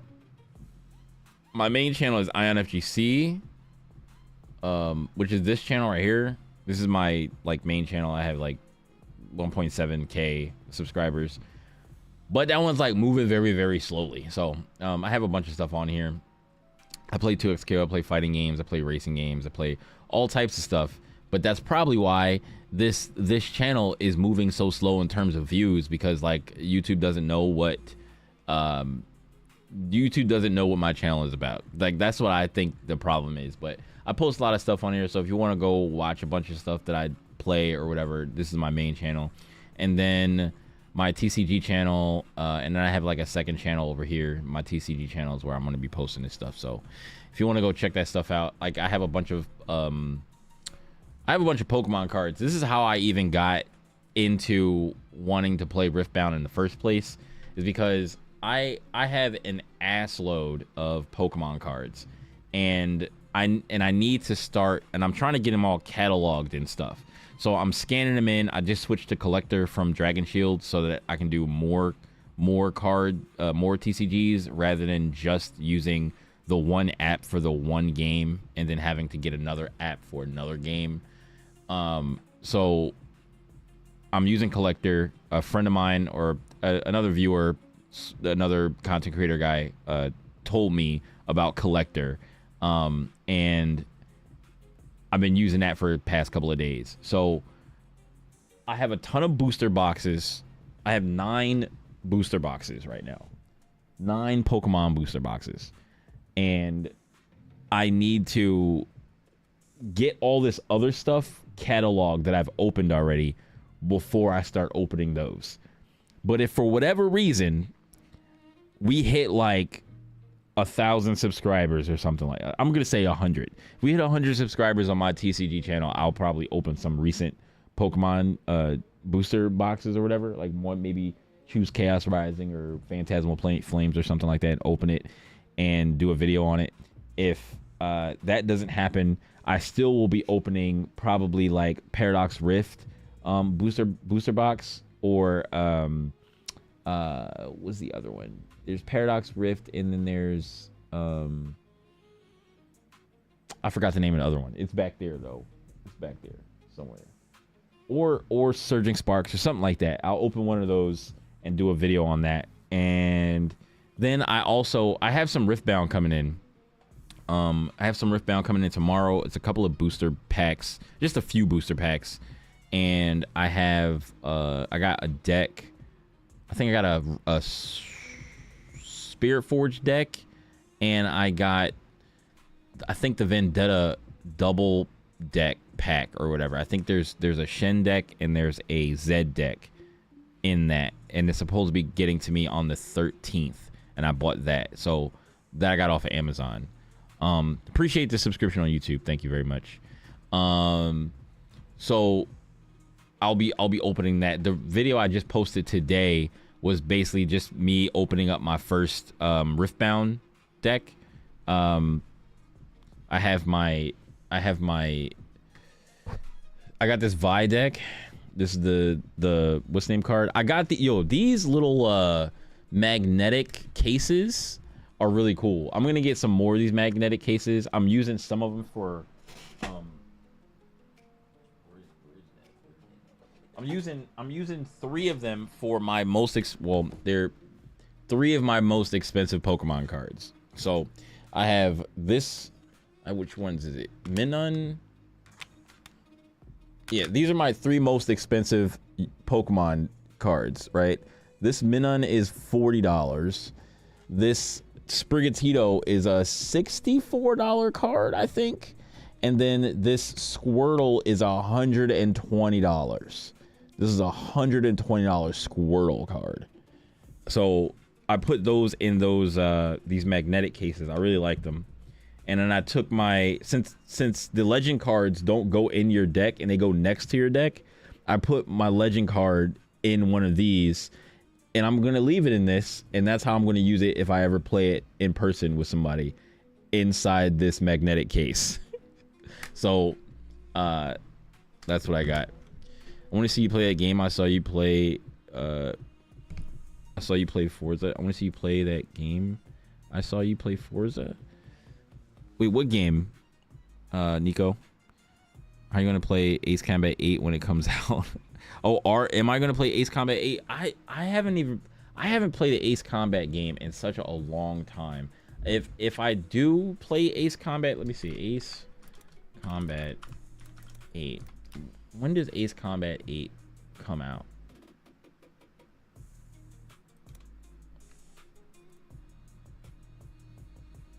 October. I might be able to. I might be able to squeeze that in. We'll see. But I haven't played an Ace Combat game in a really, really long time. But I do have a flight stick.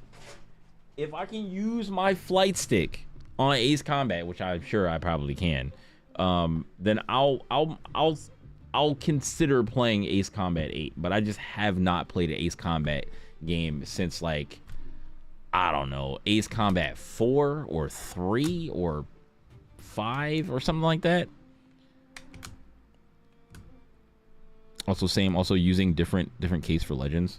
Yeah. So yeah, I'm using this hard case for Legends, and I just put my deck in these sleeves. Where did I put the deck?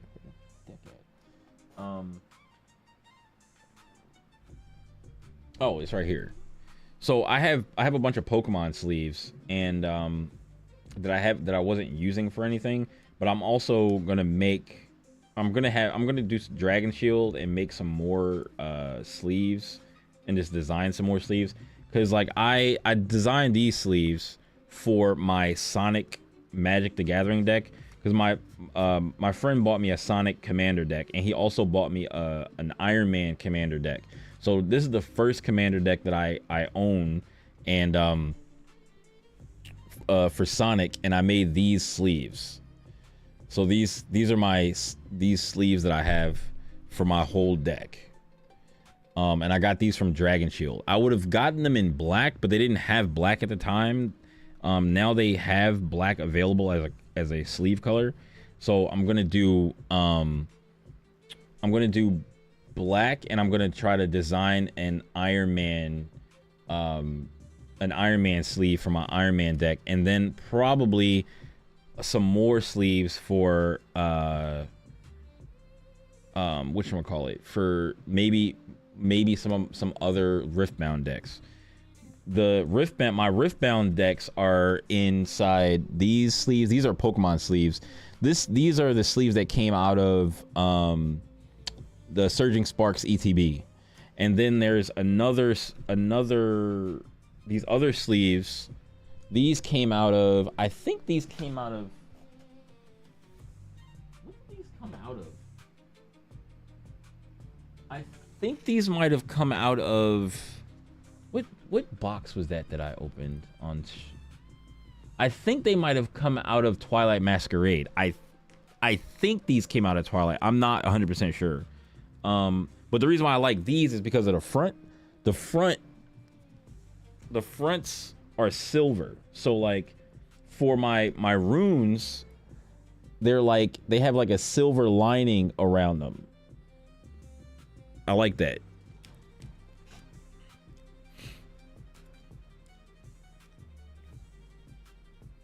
It'd be fun to watch how I was playing Forza. Never done own design, to be honest. Yeah, I literally just went into, I made these I made in like, I kid you not, less than 15 minutes. Because I have a bunch of what's the name? I have a bunch of like branding and stuff that I made for my channels. So all of these I made through stuff that I had already. So like my logo down here in the corner, I already had that made, of course.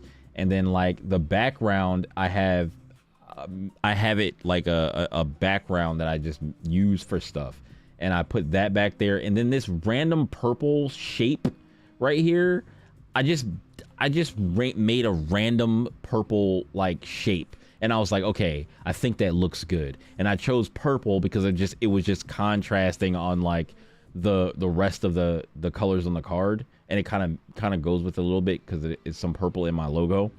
So I was like, okay, that's fine. And then I went to go, and I was going to put just straight up Sonic on the back of the thing, but on Dragon Shield they have a thing, it'll say like, oh, this might be copyright, right? And I'm like, all right, well, I was like, maybe I'll just use the silhouette. So then the silhouette, this design said it might be copyright.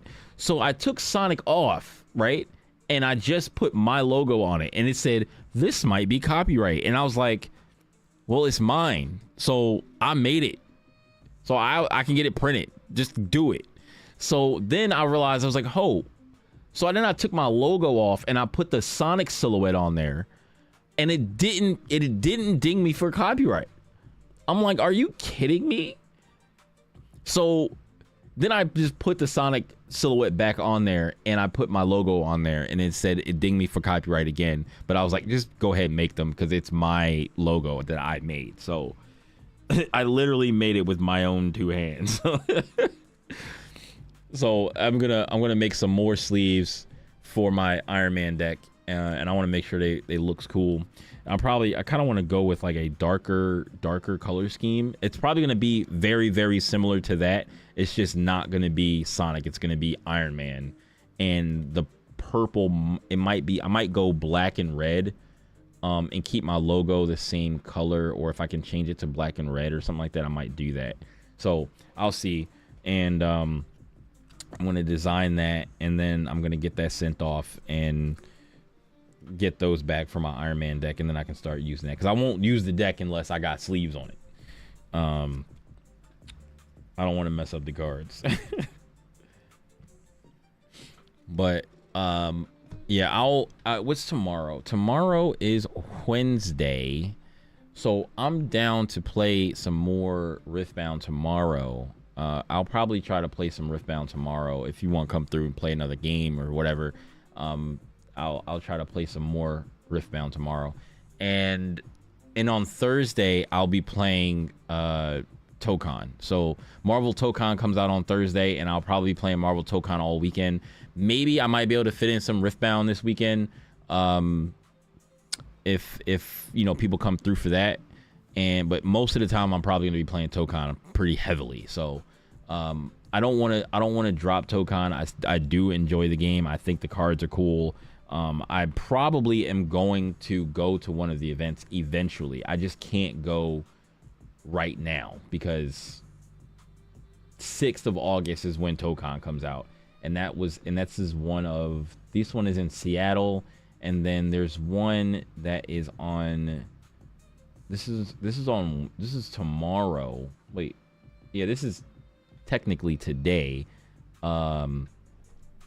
This event right here. This is today. And this is at one of the, there's nobody registered for this one though, but this one is on the 6th. This one's in Bellevue. I know where this one is, but I can't go to this one because I'm playing Tokon on Thursday. So I'll keep an eye on this website for the events so that I can see when I can like go. Maybe I can go on a weekend or something like that, and then maybe I'll have something to report back at some point in time of like, I went to one of these events, it was fun, it was great, I'm gonna go back again. So I'll see, because like where I can go to these events, if I don't have to pay for parking, I'm down, and I just find parking easily in the parking lot at the mall, then cool. And that'll be fun to sit down and play some cards with some random people that I have no idea. Maybe I'll make some friends. Yeah, I'll see if I can catch you online again for sure. Okay, I'm gonna end it here. Thanks for playing a match with me, and I will be back on tomorrow. I'll see you guys later. Peace.